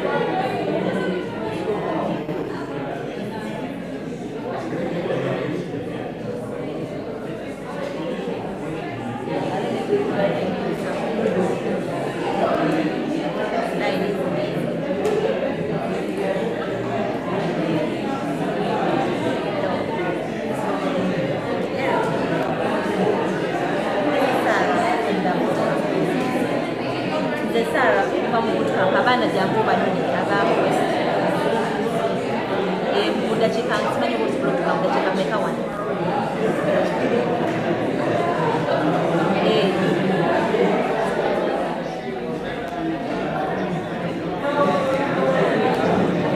kati babameka gakooyi tumaze tulinda kugira munange bakuire mu meseji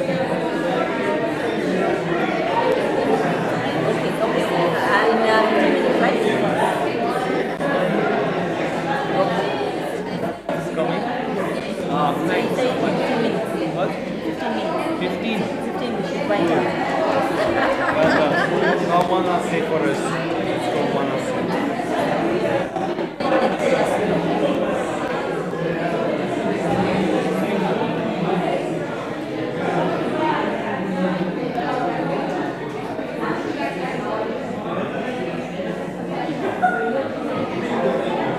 Brothers, can you call Manasi? Can you call Manasi? He has to pick us up.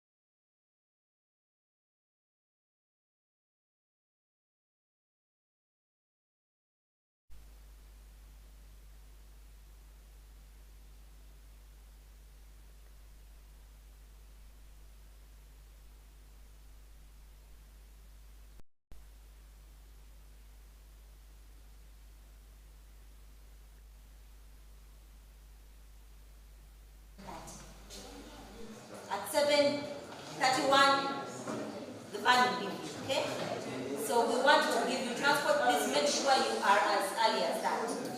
The venue is going to be the resource center in the FIS building. I know you know the building. So when you come to the Faculty of Business, there's Faculty of Business, Faculty of Interdisciplinary Studies, there is the resource center. That is where we are actually going to be working out tomorrow. Yeah? For our OS students, actually this is not a communication for the OS students. It should be for the Ugandan students. The chairpersons, can I see you getting up? Chairpersons of every team, please get up. I need to see who is responsible. Okay, okay.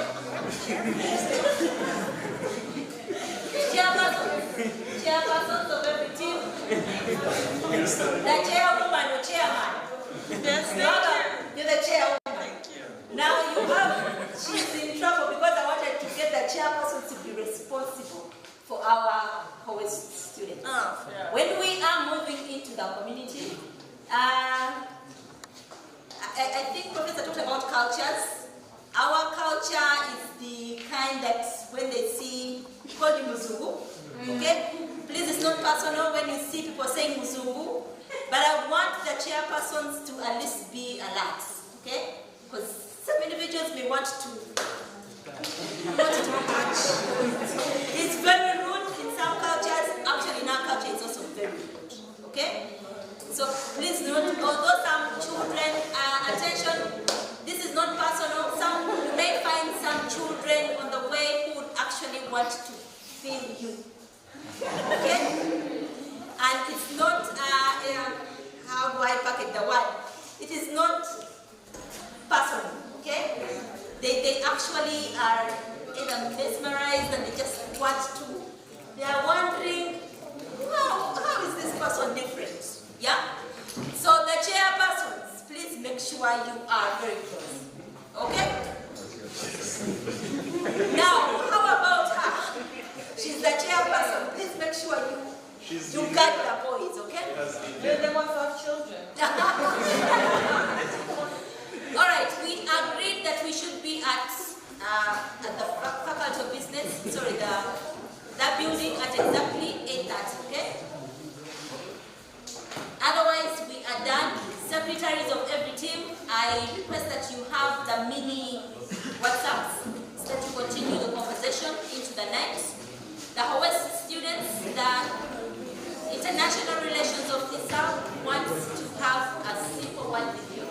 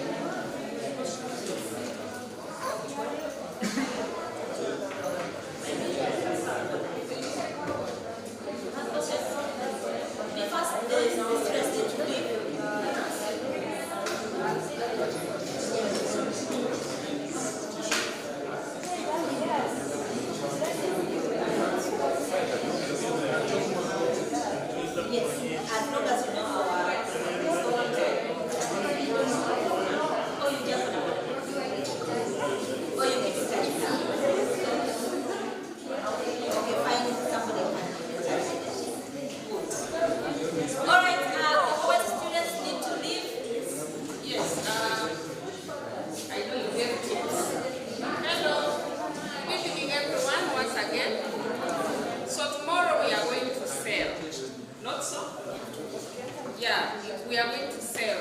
So try to be more presentable.